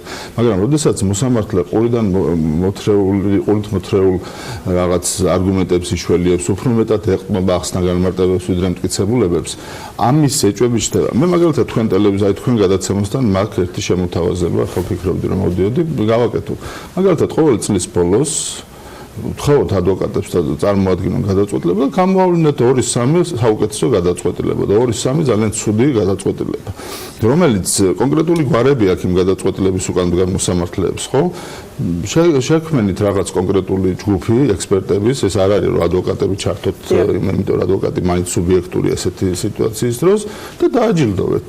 ის ადამიანის დააჯილდოეთ მოსამართლე, რომელიც ძალიან კარგ გადაწყვეტილებას წერს და ისიც დააჯილდოებს მაგრამ გადაწყვეტილების შეფასებაც ალბათ გარკვეულწილად იურიდიული კუთხით შესაძლებელი გადაწყვეტილება. თქვენ წარმოდგენა არ გაქვთ რა აბსურდები შეიძლება ნახოთ ამ გადაწყვეტილებაში. მე არ გულისხმობ შეფასებას, რომ აი კარგი არის დასაბუთებული, ანუ შესაძლოა არ იყოს გარკვეულწილად. მეორე მხრივ, უნდა წახალისდნენ ის მოსამართლეები, რომელიც დღეების ხედან იმისთვის, რომ კარგად დაასაბუთონ გადაწყვეტილება და ქმნიან სასამართლო პრაქტიკას. ჩვენ მარტო ცუდზე არ ვლაპარაკობთ, ესეთი მოსამართლეებიც არსებობს სასამართლოებში.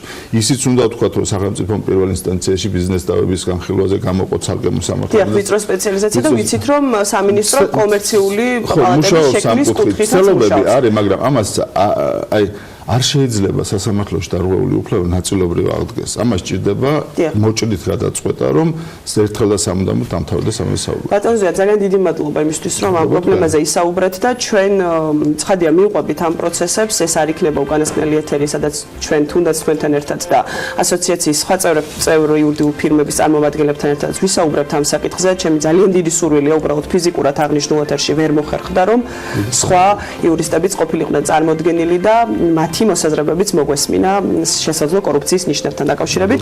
მადლობას გიხდით კიდევ ერთხელ სტუმრობისთვის. ზვიად კორძაძე, საქართველოს იურიდიული ფირმების ასოციაციის თავმჯდომარე სტუმრობდა, საუბრობდით სასამართლო სისტემაში არსებულ შესაძლო კორუფციის ნიშნებზე, ასევე იმ საფუძვლებზე, რაც შეიძლება არსებობდეს აღნიშნულ სისტემაში, რომ ვივარაუდოთ, რომ არსებობს კორუფციაც და როგორც დასაწყისშიც აღნიშნეთ, ალბათ არსებობს გარკვეული ესე ვთქვათ ახსნა და მიზეზი თუ რატომ დღესაც 21 საუკუნეში 2018 წელს სასამართლოში კორუფციის შესაძლო ნიშნებზე შეიძლება იყოს საუბარი. ჩვენ ამ საკითხს აუცილებლად მიმოვიხილავთ სხვა ეთერებშიც, ასე რომ აუცილებლად უნდა უყუროთ იურიდიულ რუბრიკას და საქმიან დილას იმისთვის, რომ იყოთ საქმის კურსში. მადლობა ელენე, შენ და შენ სტუმარს ძალიან საინტერესო მიმოხილვისათვის და რა თქმა უნდა, მე ჩემი მხრიდან შემიძლია მაყურებლისთვის დავამატო ინფორმაცია, რომ ყველა ბიზნეს საკითხთან დაკავშირებით, როდესაც ბიზნესმენები თავად ხდებიან ხოლმე მოლაპარაკეები და თავად არ იქმნიან ბარიერებს იმისათვის, რომ პრობლემებზე ილაპარაკონ. ჩვენ ღია ვართ ნებისმიერი პლატფორმით, მათ შორის ჩვენი ვებგვერდის დახმარებითაც საინტერესო ამბებს გიზიარებთ ყველა შემთხვევაში. მადლობა სტუმარს დღევანდელ ეთერში ყოფნისთვის. ზვიად კორძაძე, საქართველოს იურიდიული ფირმების ასოციაციის თავმჯდომარის მასპინძლობდით და ამით ვასრულებთ საქმიანი დილის დღევანდელ ეთერს. წინ გელოდებათ ქალების ნარატივი და საქმის კურსის ეთერი, თუმცა იქამდე ტელეპირველის დღის ამბების გამოშვება ძალიან საინტერესო სიახლეებით. მე ხვალდილამდე გემშვიდობებით, შევხვდებით ერთმანეთს დილის 8-ზე და ბედნიერ დღეს გისურვებთ.